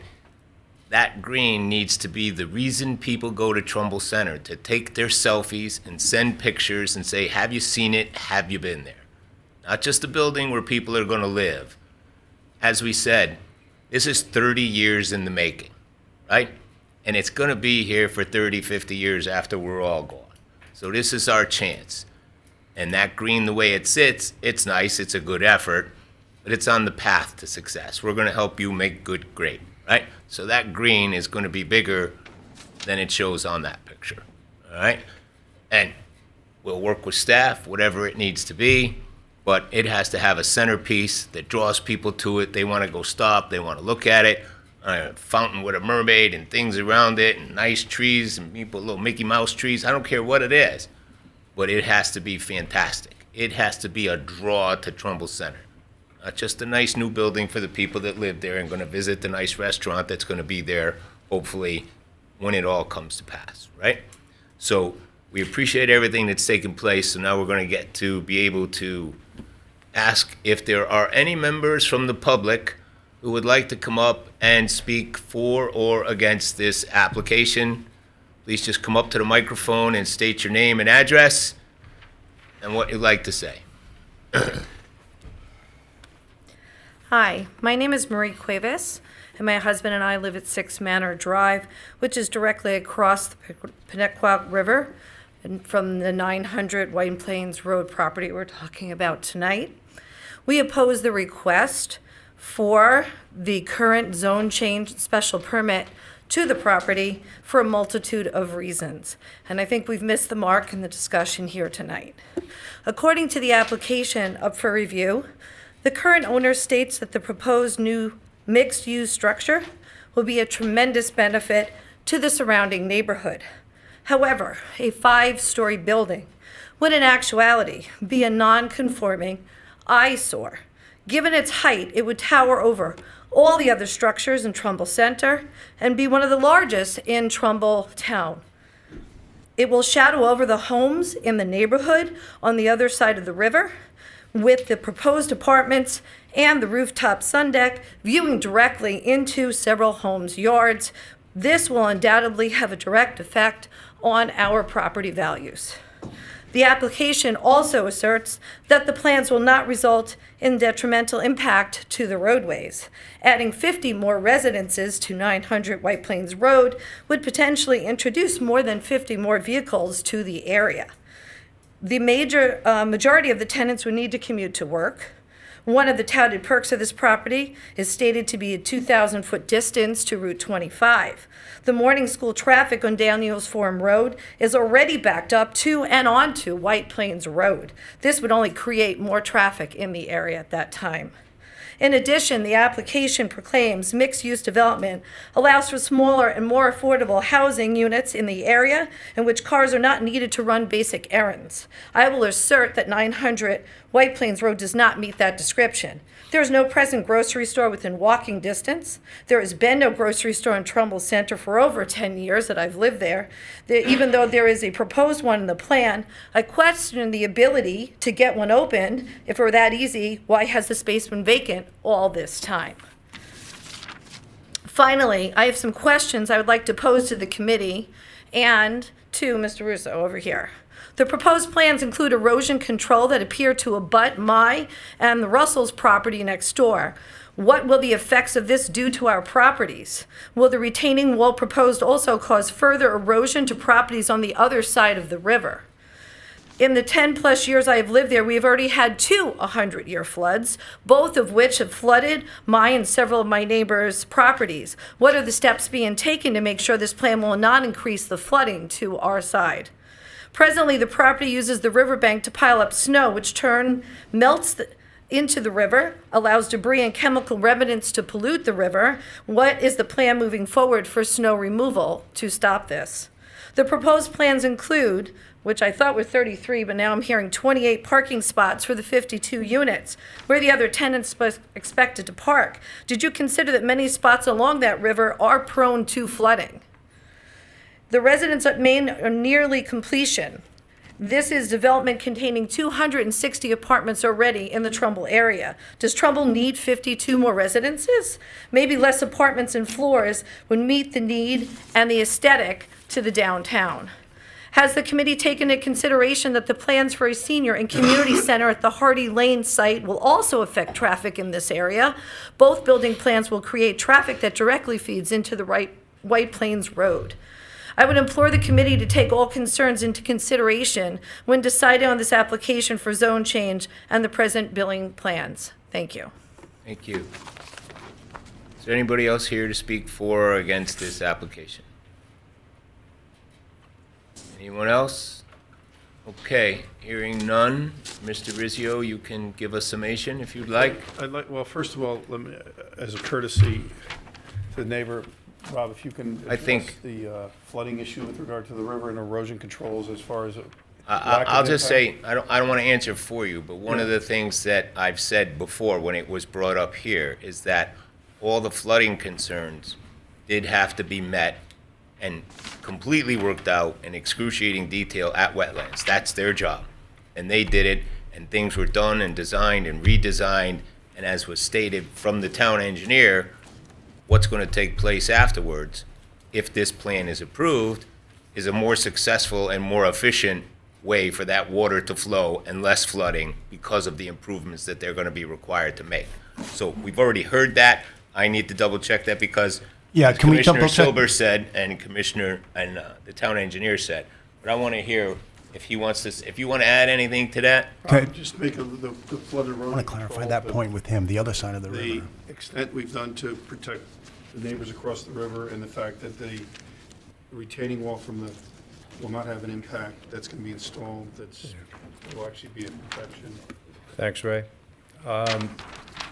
Yeah, we went through an extensive design and redesign and adjustment to the erosion control on this stretch of the river that is severely eroding on the west bank, sort of adjacent to where the proposed building is. The system that we came up with is going to stabilize the bank on our side, but it won't reflect water across the river to the other side and cause any kind of additional scour. It will allow the water to flow straight down the river.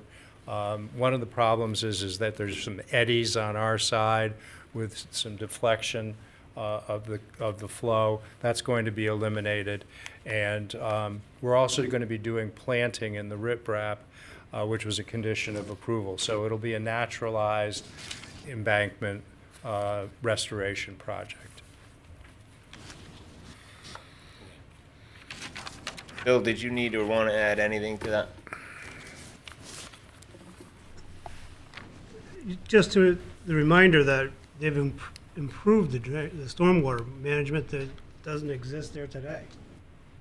I Right. mean, there's nothing there. Everything directly goes right to the river. They have the hydrodynamic separators. They have storm, infiltration. They've gone through, wetlands went through a lot to get this up to a level that it should be. Yeah, I understand. I'm saying it at a 10,000-foot level, but there's extreme depth of engineering detail and cost and That's thousands and thousands of gallons being able to be manipulated that aren't happening today that will happen. That's correct.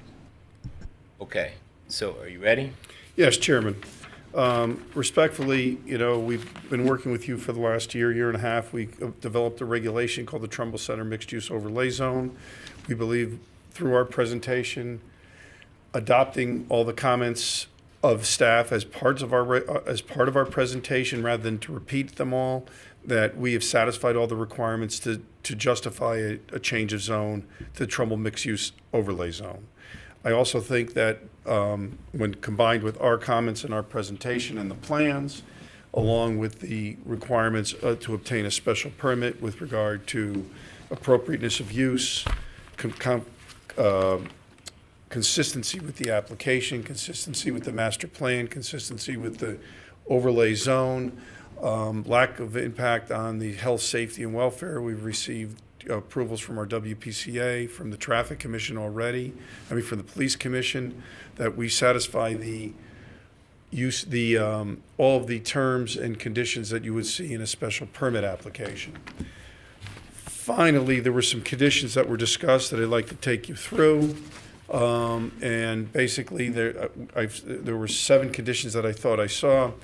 And one of them would be, prior to obtaining a builder permit, the applicant must demonstrate compliance with Trumbull's flood regulations of Article 11 Flood Drainage Prevention Ordinance. Our client has no problem with that as an adopted. We have no opposition to creating a landscaping bond for the work to be approved. The soil and erosion control bond shall also be, is as per an agreement. We will obtain the necessary approvals from ASTA with regard, which is another condition. The applicant, with regard, there was something that stated that the applicant will remove the buildings fronting White Plains Road within 60 days from final FEMA approval in the P&Z adoption of the new flood map. I cannot commit, all I can commit to is that the buildings will be demolished prior to obtaining a building permit. There are so many conditions.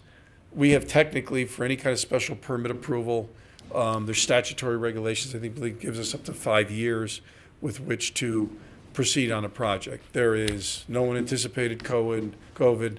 All the people that planned projects with 3% interest rates that are now 6% interest rates.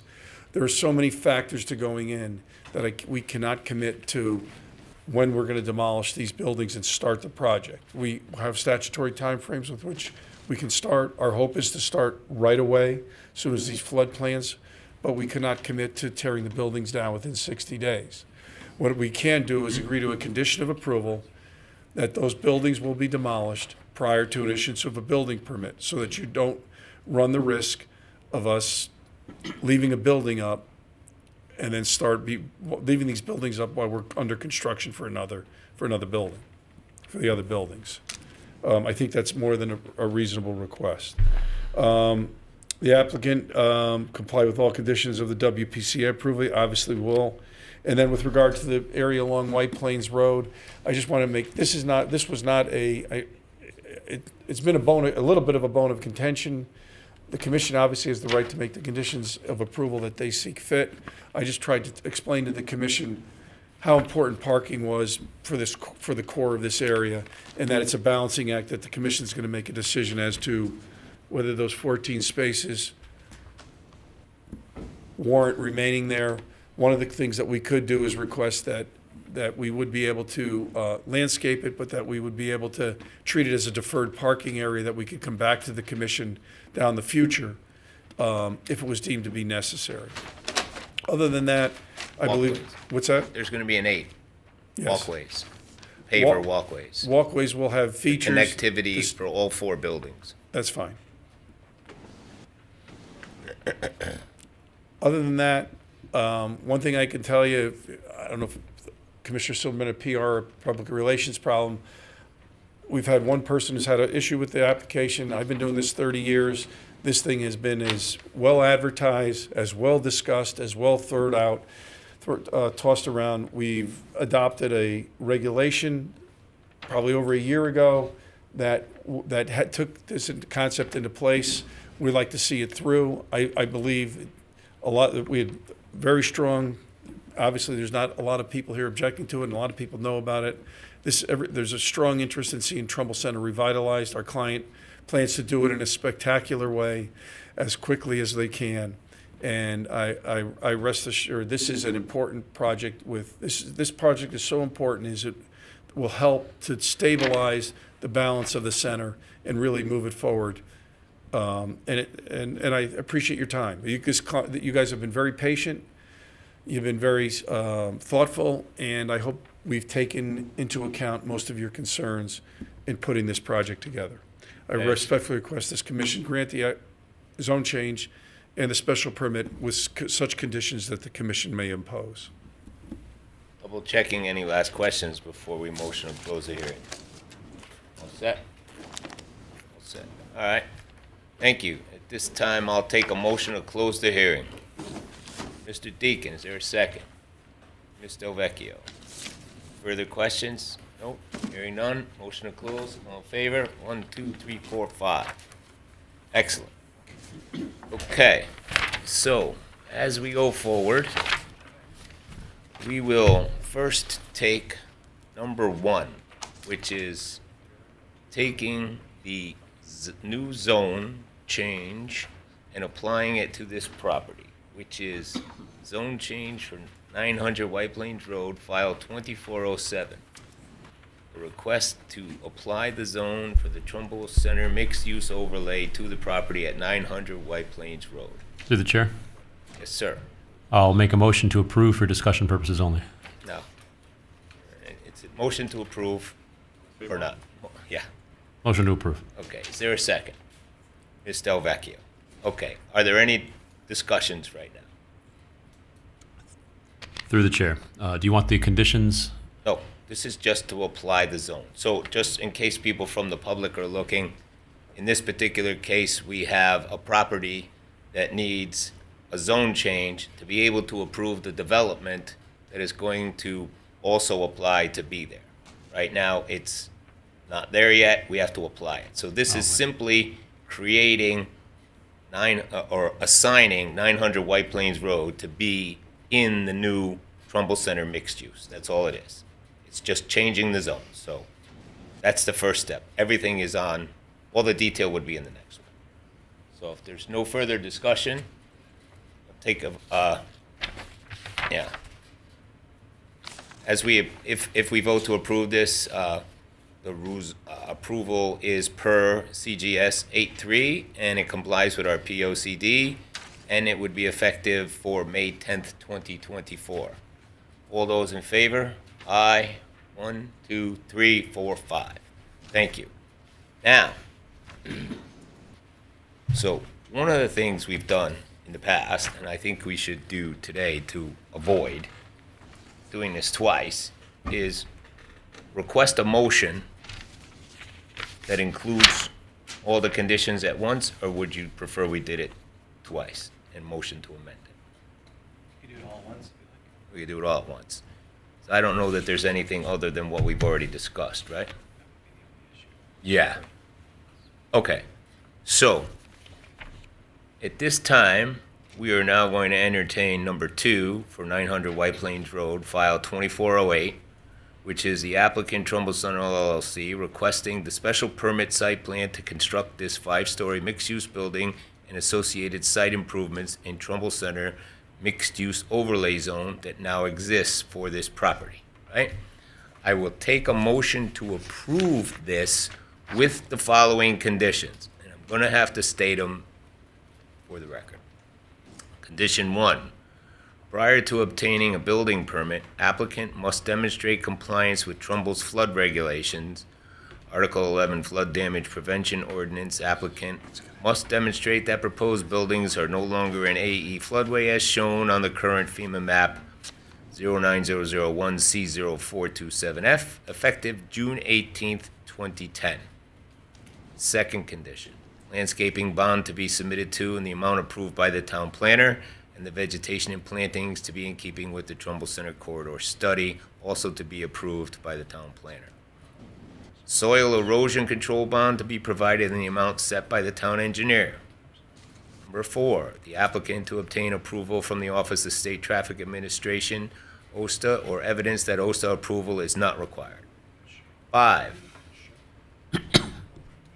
the applicant discussed a lack of willingness to provide for this one, so I think I would offer that the applicant to remove the buildings fronting White Plains Road within 6 months of the final FEMA approval and P&Z adoption of the new flood map 09001C04276, with the ability to come back to this commission and ask for extensions if necessary.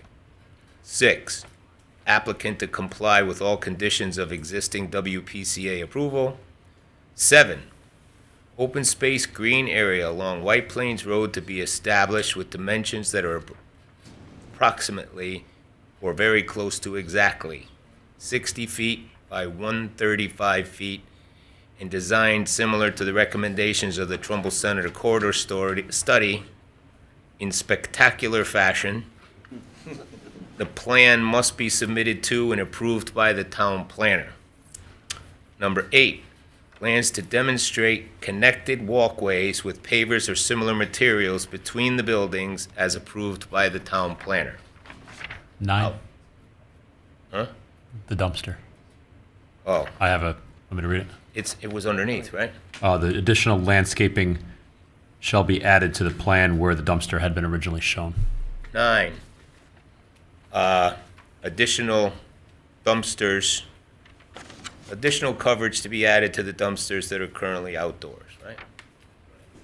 And additional landscaping to be added where the old dumpsters had been shown on the plan. We don't need that. They're gonna do that. We're good? I'm not thinking this. They're gonna do that, because there's already 2 there. All right, so the coverage for the dumpsters is number 9. Somebody want to make that motion? One more, Mr. Chairman. Did you mention the sidewalk as well? Yep. Okay. That was what I just did, 8. Yep.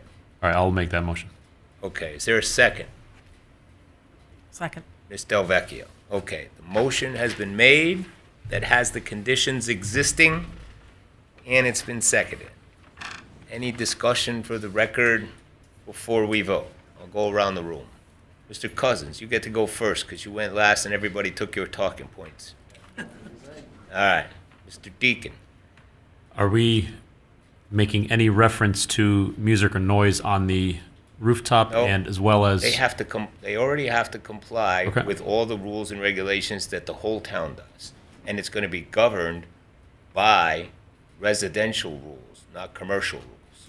'Cause Okay. It's a residential building up on top. Two other notes. Are we regulating the ability to walk to the river? And are we regulating, or should we say prohibiting the creation of outdoor grill facilities? No, we're not doing any of that. It's not on the table. And they said they're not, so Okay. I wouldn't. It's already a public parking lot for public access, so I wouldn't create something that's not there. Right. I understand what he's saying, yeah. I think the access that was there yesterday, today, will be there tomorrow. Nothing's That's the only thing we can say. Nothing's being limited then. Okay. Right. When it comes down to it, it's private property, but it's private property being used for commercial use that has full access to the public, and now will be 24 hours a day with residences. So I don't think that would be an issue, Okay. right? That's all. Okay. Ms. Delvecchio? Mr. Soper? Yeah, I want to ask the planner, how deep does 135 feet go? I see on this map it says That's left, right. 24 feet from the, where the lawn starts, and I'm just curious how deep it'll go. Is it? The 135 feet is the frontage along White Plains Road. That's the left, right. Oh, okay, that's the left, Yeah. right. Oh, okay, so 60 feet goes how deep? 60 adding feet. 20 feet. 60 feet would go to the end of the First row of first parking. aisle of parking. Right now, it's 135 by 40. We're adding 20 feet. We're taking the first row of parking right behind it. Okay, I'm going to ask the commission to consider extending that even farther than that first row and extending it to the point where the building that what was Starbucks ends. You know, I mean, if we want it to be spectacular, you got to give it some space. I think we are. I think we are doing that. No, I don't think we are. No, so it's 60, an additional 40 doesn't go, Rob's just said it eliminates one row of parking spaces. The Trumbull Center corridor study did go a little deeper in. It went beyond those 14 parking spaces. You know, it's up to the commission, but it's, you know, I think that row gives us more than enough room to activate it. think it- Another 15 feet, it's, you know, it's what the study asked for, but You'd be creating a dead end. in What? Parking. You'd be creating a dead end. yeah, in I parking. think they want to be. It'd Not be only tough. would you lose more parking space, you'd be creating a dead end from that path. Wouldn't be able to flood. You know. That aisle would be closed off Yeah. completely, and the other parking row abutting it would be gone as well too. It is stated on the engineering, it Trumbull wouldn't be corridor feasible for study, what we but want. because the Trumbull corridor study took the whole where the building is being removed, utilized that whole space. for Yeah, that's green what I'm space. asking. I mean, Yeah. and if you know, I mean, I want the footprint of the building, and I'm just, you know, if we want to vote on it, that's fine. That's what I'm asking for. Yeah. Oh, you got to see if somebody wants to second. it. Mr. Okay. Well, you got to make you got to make an exact request and see if somebody wants to. Okay, second it. here's my exact request. Extend the green to the cover the footprint of the building that's going to be demolished, and ask the engineers to work out the traffic plan from there.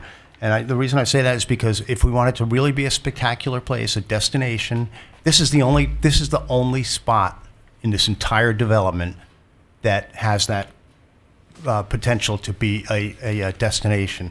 And to my eye, it kind of skimps on it to just take another 20 feet. So I would go with what the corridor study said, and that's my motion. So Through the chair. it is what it is. I'll back up Mr. Silbert for the reason that if it's going to be a minimal amount larger, because as I had mentioned before, the option to put island trees in the middle of the lot. We said, well, it's going to take up spots. I said, okay, fair enough. This is the only place where it is contiguous to the expansion we're already doing. What would be the total amount of spaces that this would take away? Rob says it takes the other row, so what is that, another 1, 2, 3, 4, 5, 6, 7, 8, 9, 10, 11? Okay, so it's 11, and it's in fitting with the It would study? take 26 spaces. Total. Total. Yeah. Oh, okay. But what would also do to the drive path, I'm not in favor of this at all, so. Well, why not? I mean, you want it to be spectacular. You're not following Because I through on think what your it's- request is. I think it's overreaching. I think it's going beyond. It's going to interrupt the flow and take too many parking spaces and interrupt the natural flow of parking and cause a dead end and force people to back around.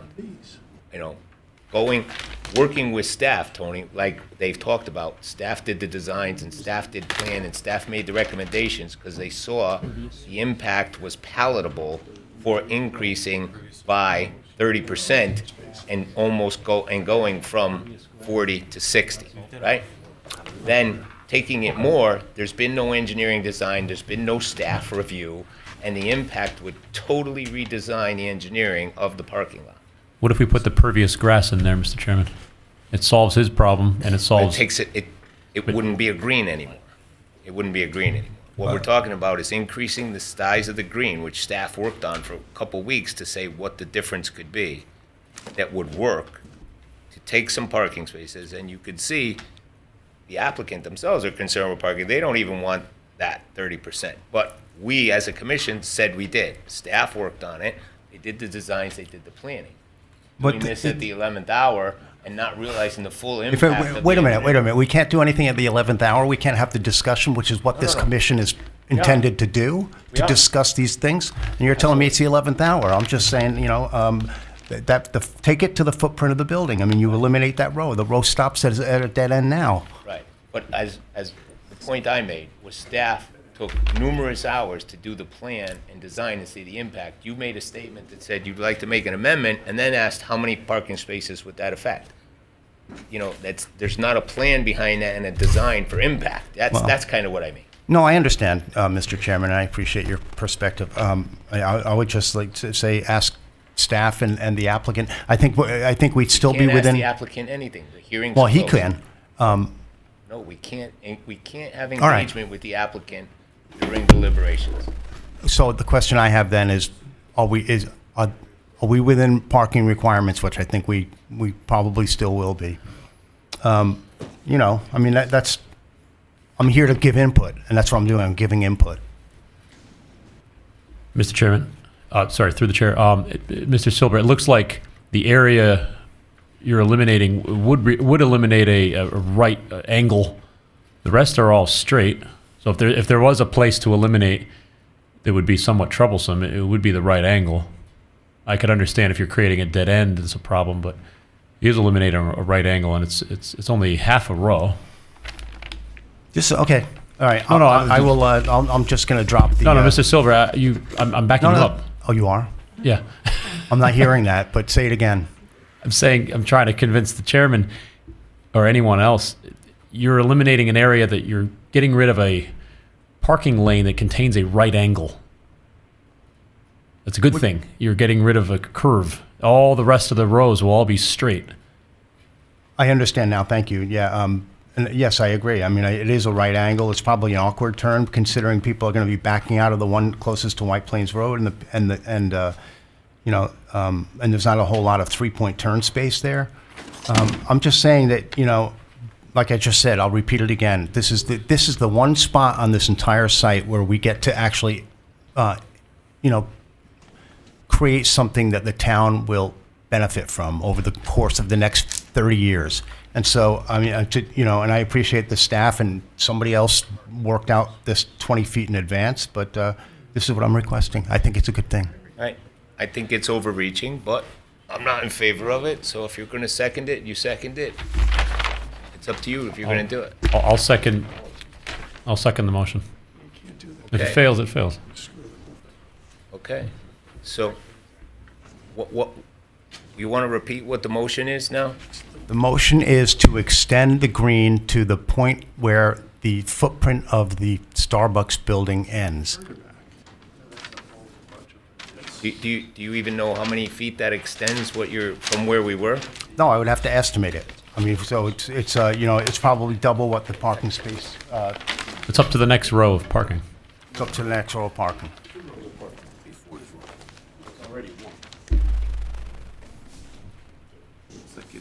I mean, if the planner says it's not feasible, then that's it.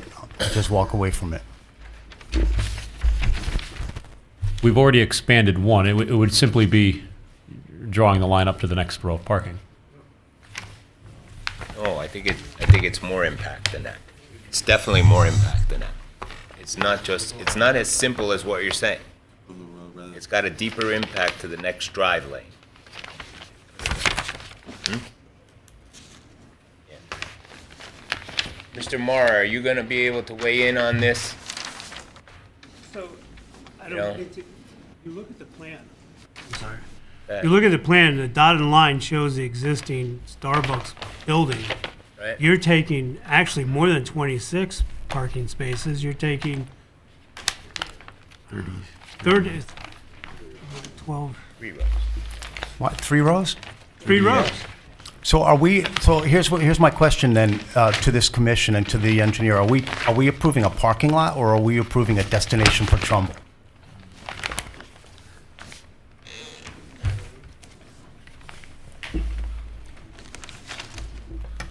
We're doing both, and they both If we're going to have a work. destination, we want the land to be used in its most valuable way. I don't see this green being the selling point of this property for customers.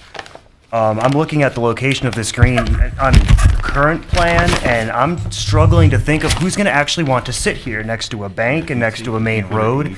And I don't think enlarging the green is going to change that. If I'm walking from Sunny Days to this green, my ice cream's going to be eaten by the time I reach the benches. I'm not sure who's going to be using this green. I don't think enlarging the green at the expense of parking is going to increase its value. I think the parking spaces are far more valuable to the success of the site than this green space. Okay, thank you. Ms. Delvecchio, do you want to chime in? Because as the engineer just pointed out, where you see the dotted line here, it takes up the next double row as well. So it's over 30 parking spaces. I'm fine with what we proposed under the conditions with taking the, 12 parking spaces and expanding it to what Rob recommended. Got it. Again, I think it's balancing the success and What? the people being able to get in there and utilize the space by adding more green space in the front where it's visual. Got it. So I agree with Brandon. Thank you. So, All right, Mr. Chairman? Yeah. Can I offer something that perhaps Mr. Silver will be satisfied with? No, No. let's go your 6. what we're gonna do now is see if we're gonna call the question. I'm gonna ask him if he wants me to call the question or he wants to keep the thing here. Yeah, I want to hear what Commissioner Deacon has to say. Go ahead. In lieu of, since the motion's going to fail, Tony, so in lieu of that, why don't we, Yeah, if you want more green area, They could, it'll cost fewer. Microphone's on, guys. It'll cost fewer parking Microphones are on spaces while you're talking. if Bill. the whole parking field is, I wouldn't say dotted, but you add a couple 4-space blocks and you put trees in there, like you've seen elsewhere.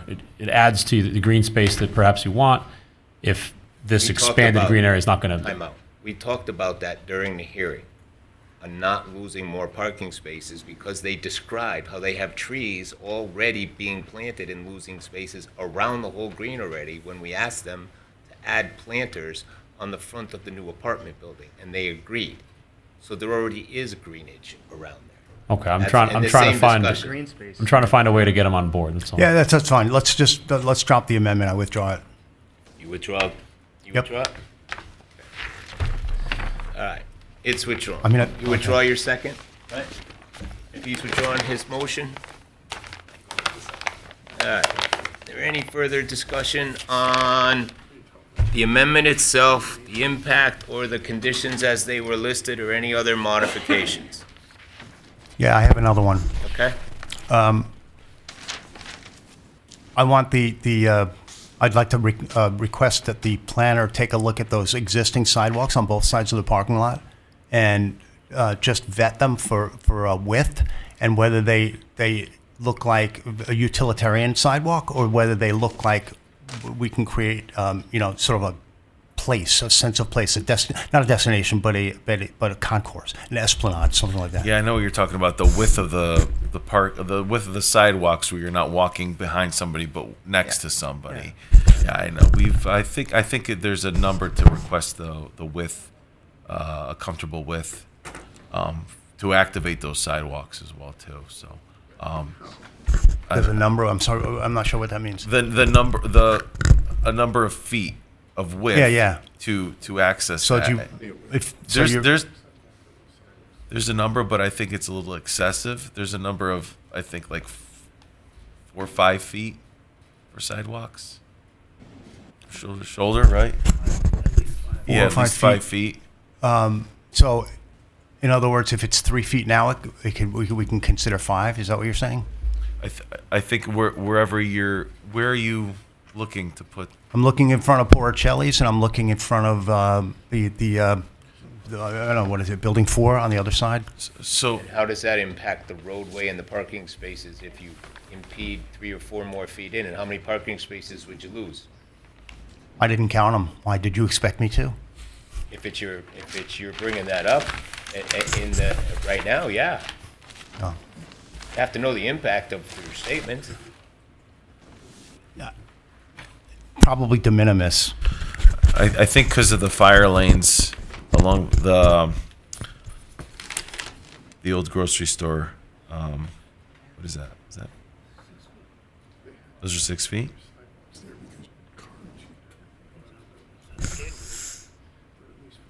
It says 5. I think they are pretty wide sidewalks on both sides. I don't care if they're 1 foot or 12 feet. I want them to feel like a place where people can socialize and not just dash out of their cars Yeah. and run into a retail I understand store. what So you're saying. How it does gets that narrower further.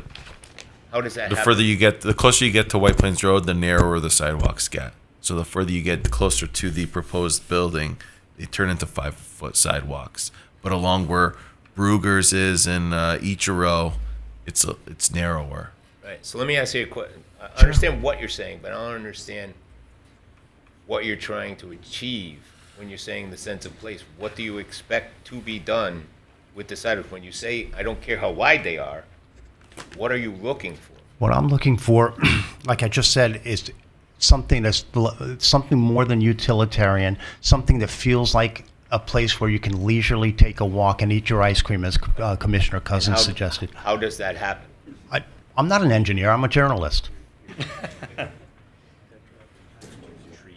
Okay, more planters on the sidewalk? I don't understand the change you're trying to make. You're talking about making sidewalks a sense of place. I think he means to kind of separate the vehicle from the person that's walking. They're trying to have his own, be much safer than you were, rather than being in a parking lot with cars going everywhere. You want to separate Yeah, the that's part of human it, yeah. from the environment. And we have the trees, which is a concrete huge new benefit. So the oak trees, which are going to be great. I'm just saying, trying to enhance it, whatever it is. If this enhancement seems like The trees, won't the trees now on both sides be creating a canopy? And Yeah, I hope so. But that may be creating what you think is not there now, and you just can't see it because it hasn't been built yet. Because they're gonna have trees in front of all those sidewalks now on both sides. that may be. All I'm trying to do is focus on some of the details that are going to make this a humdrum, pedestrian. That's the wrong word, but it's just just another shopping center, strip mall, and a place where people can feel like, you know what, this town does stuff right. And what that is, I don't know. That's why we have a town planner. The sidewalks, if I'm not mistaken, over where Emma's is and Quest, those are pretty wide. They had outdoor seating out there, so I think that's what you're trying to get to, is not just a narrow sidewalk where you can't get by anybody, and that already exists on that side, if I remember correctly. Yeah, there's some seating here. Okay. All right, so Rob, you'll look at that, right? Okay.